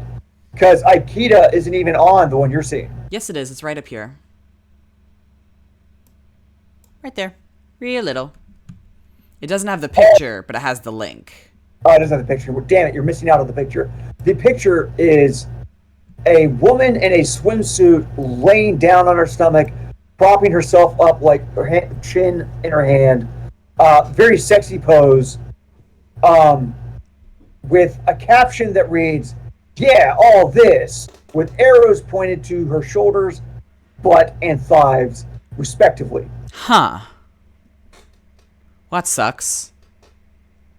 And that kind of webcomic of sexy internet babe woman thing as drawn by a dude, Yeah. utilizing the male gaze and all that stuff was extremely common back then. Yeah, kind of nasty. You could argue that I don't want to talk too much shit, but American comic book writer Frank Cho got his start with a comic that he did for his the University of Maryland news page, which starred a very pretty woman with huge bazongas, and it was kind of like an excuse to draw almost pinup art with a self-insert main character whose name was Frank and was a duck. What? That has a relationship with this super hot, not quite Jessica Rabbit. Like Jessica Rabbit as far as the proportions, honestly, but not quite Jessica Rabbit as far as the whole like Marilyn Monroe pinup sort of thing. Right. And more girl next door kind of thing. Who doesn't know how hot she is? Arguably does know how hot she is. Good for her. But like every like character that was introduced that was a woman in that comic, all of them same thing, just superly absurdly hot. And there were so many like webtoons that were just, again, guys drawing hot women with average and dudes? having to do things where they're like, I'm not like other girls, I play video games. Oh, God. Or I'm not like other girls, I like this obscure piece of media or whatever that whoever was making the comic enjoyed. Got ya. But honestly, usually it was video games. But it really does remind me of Control-Alt-Delete. there were so many webcomics whose like I can picture in my mind individual strips and pages that they did, but I do not remember their names. Interesting. And I don't even know if they probably don't still exist. Huh. And I wish I could like beam a projection of what my brain still has locked inside of it from back then, so you could see like just like the zeitgeist of what it was. Oh no. Not just sexist, but also a lot of time, honestly, ultra violent. Oh yeah, that tracks. Violence as a joke was a big thing in late 90s, early 2000s humor online. Yeah, seeing a lot of bloody stick figures, I recall. Also, a lot of SA humor. Oh, that's gross. Like, not great, yeah. But, Oh, and this tangent for the Twitch chat is generational gap. We're talking about webcomics and link websites. This is very cool. My train of thought just completely leaked out of my brain. There aren't a lot of websites that still exist that host these webcomics anymore. Like, if you're lucky, you might find like an old LiveJournal post where somebody on a whim had like downloaded the JPEG and then they posted that JPEG onto their LiveJournal. A personal archive. Yeah, and like the JPEG is still hard to read because it's been JPEGified, and it's a copy of a copy of a copy of a thing. Yeah, compressed. But like one of the webcomics I read on a regular basis back then was called Combustible Orange. You mentioned that. What is that and about? And it starred a character named Super Demolition Christ. Oh. Super Demolition Christ was Jesus who drank and smoked reefer with Satan and did all this shit and fucking does not get along with God the Father, that part of the Trinity, and like... That's fun, like a rebellious son act? Yeah, like that kind of thing. That's very cool. Very blasphemous character, if we're being honest. Yeah, it's part of the fun. But I've only been able to find one. Dang. Copy of like Combustible Orange with that character in it.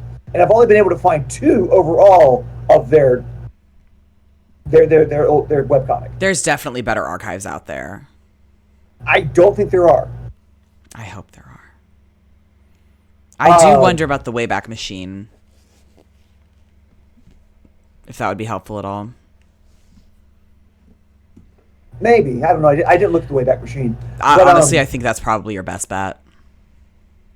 But many other like webcomics and stuff from the period, the ones that survived found ways to change with the times, sort of. One in particular called Saturday Morning Breakfast Cereal Comics. Okay, long, okay. Which still exists. Okay. And it's done by a guy named Zach Wiener. And he draws funny, it's like science and philosophy and tech-related kind of silliness and whatever. It's a very funny comic. Okay. In the late aughts, with YouTube, and the early teens, they created Saturday Morning Breakfast Cereal as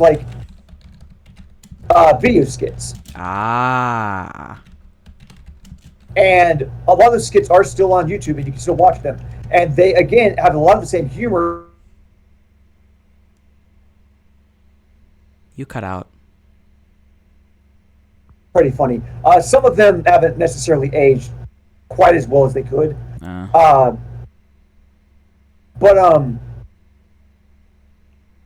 after the collapse of video, when all the websites were like, we're going to pivot to video and blah, blah, blah, and then that just sort of collapsed because a lot of people don't want to have to watch video with everything.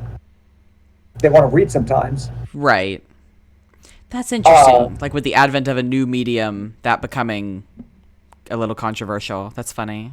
Yeah, like Zach Wiener went back to doing the webcomic on his website. You can still go to SaturdayMorningBreakfastCereal.com, I believe it is. Another website that managed to evolve and survive with the times was HomestarRunner.com. Oh, yeah. We talked about Homestar Runner on a previous Generational Gap. Which, again, really entertaining, aged incredibly well. Yeah. It's just funny little guys. The things that are lost, though, in translation with the switch to streaming is if you could zoom your page out a bit and zoom it off to the side of the Adobe Flash image that you were seeing, and there would be things hidden in the margin. Like you could sometimes see the character walk from the margin onto the screen and all that. And what Homestar Runner did was they started hiding jokes and Easter eggs in the margin that you could only see if you had like zoomed out and panned over and that kind of thing, and we're watching the. That's cool. Yeah, that's really cool. Dang, what a good bit. So that's kind of a little bit more rambly than I wanted to be, but sort of just about the early internet and webtoons and like earlier websites and stuff that just don't exist anymore. Yeah. Thanks to the internet largely being flattened by social media. Yeah, that is really interesting. I'm happy that you brought it up. Honestly, I'm kind of happy that it was rambly because I just got to, peruse cool little websites.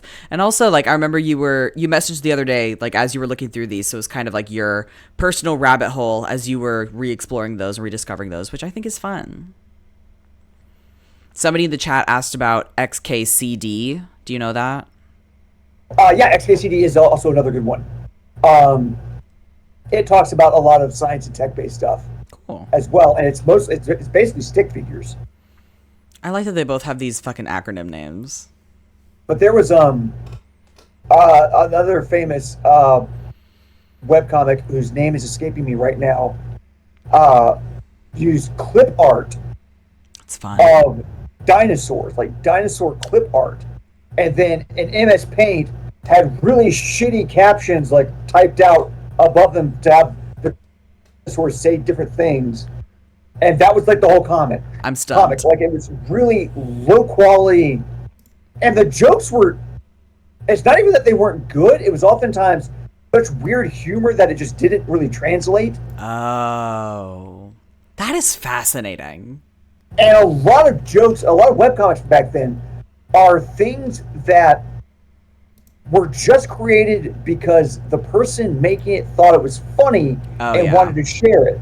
So, like, it's humor that's so weird that, like, it's not really going to make anybody laugh other than the person that made it and maybe a couple of their friends. Or, like, maybe one or two other people on the internet. That's really cute. Honestly, there's something charming to me about that. About, like, just making it for yourself. I like that. Shoot, let me... Comic... Archive...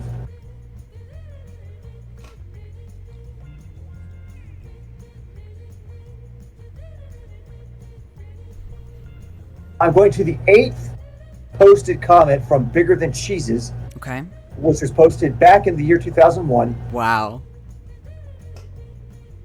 And the first panel has two characters, one in a red shirt, one in a blue-green shirt.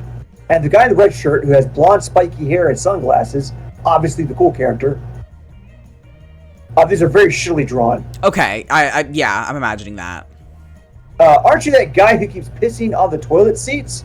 And the guy in the blue-green shirt says, yep. And then the guy in the red shirt with the spiky hair and the sunglasses says, thought so. Next panel. Okay. A large man in a black tank top and a skull to arm tattoo and big thick arms brandishing a corkscrew. Oh no. Hey Duke. Hey P-boy. My ass is wet and you're gonna pay. Oh no. Exclamation point, exclamation point, exclamation point. No.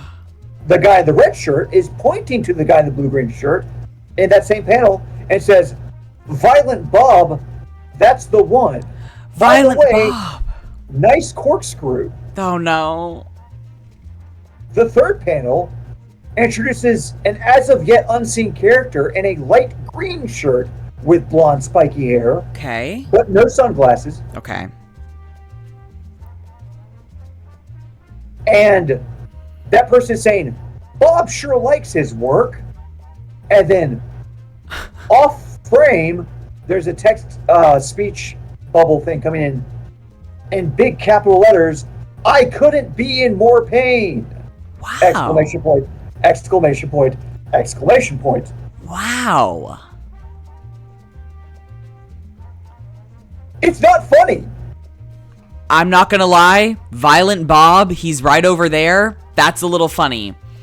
The premise of there being a singular guy to blame for every single toilet seat being pissed on, and then a character named Violent Bob comes out and kills him with a corkscrew to the wiener. Sorry. Doesn't say to the wiener. Doesn't specify wiener. Just good says point. with a Good corkscrew. point. Violent Bob is funny, and he likes his work. Don't you care about Violent Bob's job satisfaction? No, that is fair. Hey, Zach. Hey, that's our cousin Zach in the Twitch chat. Oh, shit. Bad time for you to come in, man. Sorry. Because literally, I was just looking at the clock on the Cakewalk recording, and we are 2 hours, 14 minutes, and 23, 24, 25 seconds. Well, that's vile. We gotta wrap it up. This is going to be so much for me to edit. Sorry. It's going to suck so bad. This is episode 69. This is episode 69. Nice. Nice. I guess we've kind of got... Again, we didn't get through nearly all of the segments we had planned. That's okay. Sound off in the chat if you liked and enjoyed this and would like to maybe see this again at some point. Yeah. 'Cause I'm not going to promise this is going to be a regular thing. This will probably not be a regular thing. But it may be something we do again in the future. I think it was fun. I had a lot of fun. Also, sound off in the Spotify comments. Oh, please. I love Spotify And comments. sound off in the comments on whatever your podcast aggregate player of choice is. There are so many of them that, like, Last FM has one, for instance. And, like, I don't know who listens to them or why they still exist. No clue. Yeah. But, anyway, yeah, I think that pretty much... do we need to do our plugs? I mean, I'm assuming that, everything- Twitch people, you know where I am. You're here. Yeah, but we got to do plugs for the actual, like... The listeners. Oh, yeah. The listeners. So, yeah, Stevie, I guess we've talked about everything we're going to talk about. Yeah. Where can people find you? You can find all of my stuff at stevieb.com. That's steviebea.com. We also have a Redbubble shop where you can get stickers of the logo you see right there. So hit the podcast command in the chat or just go to stevieb.com/genderswap and you can see all kinds of links with all kinds of cool stuff. Also join the Discord server. Micah, where can the good people find you? The good people can find my music at mxmaxwell1.bandcamp.com. You can also find me on Blue Sky. Mm-hmm. I do every now and then actually post there. Oh, yeah. My handle is mxmaxwellmusic.bsky.social. We also have a Patreon. Yes, we do. Where for a tiny $3 per month, arguably cheaper than a gallon of milk, since I think we've been using that as our it is scale frame of reference. It's a little cheaper than a gallon of milk. For $3 per month, you can get access to all our bonus episodes, which we have as many bonus episodes as we have free. Twice as many. So you get twice the content. I don't have it pulled up on my screen right now, but I could read off some of the bonus titles. You sign up, you'll find out what the bonus titles are. Yeah. They're all good. Also, on the bonus episodes, we get a little loosey-goosey, and we talk about stuff that we would not talk about on a Twitch stream or on a free episode. It's very fun. Get a lot more nasty. We do indeed. We also have a $10 tier. $10 tier? A $10 tier where if you pay us $10 per month, you get to join the Cool Kids table, where not only do you get access to all the bonus episodes, but we will also read your name out at the end of every episode. Our $10 patrons are Little Dog Looney, Thea of the Withered Rose, Louis Meekle, P. Wilbo, Althea Petrichor, Avery Fern, and Cassidy Johnson. There's so many of you. That's crazy. And you're right, K-Jack. It's 200% more episodes. Yes, it is 200% more episodes. We also have a Tumblr. Yeah. Where you can send Stevie asks and stuff. You know what else I kind of wanted to do today? I wanted to do a mail call thing, but we did not have time for it. Oh well. We did not. Maybe we'll do that on the next free episode. Oh yeah. If we remember, we probably won't. But yeah, you can send Stevie messages over there, suggest quizzes that we could possibly do. Yeah. Daily questions, articles you think are interesting, historical figures you think are interesting, things for me to talk about, fun facts for me to pester Micah with. If you want to pester Micah directly, sign up for the Patreon, because I'm the one in charge of doing all of that stuff there.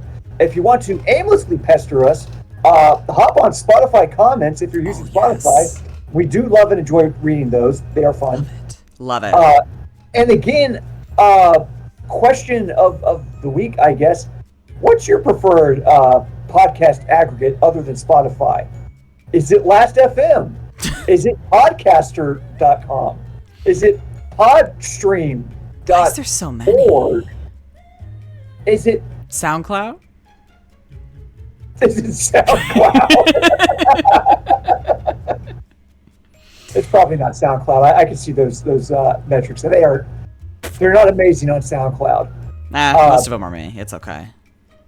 Anyway,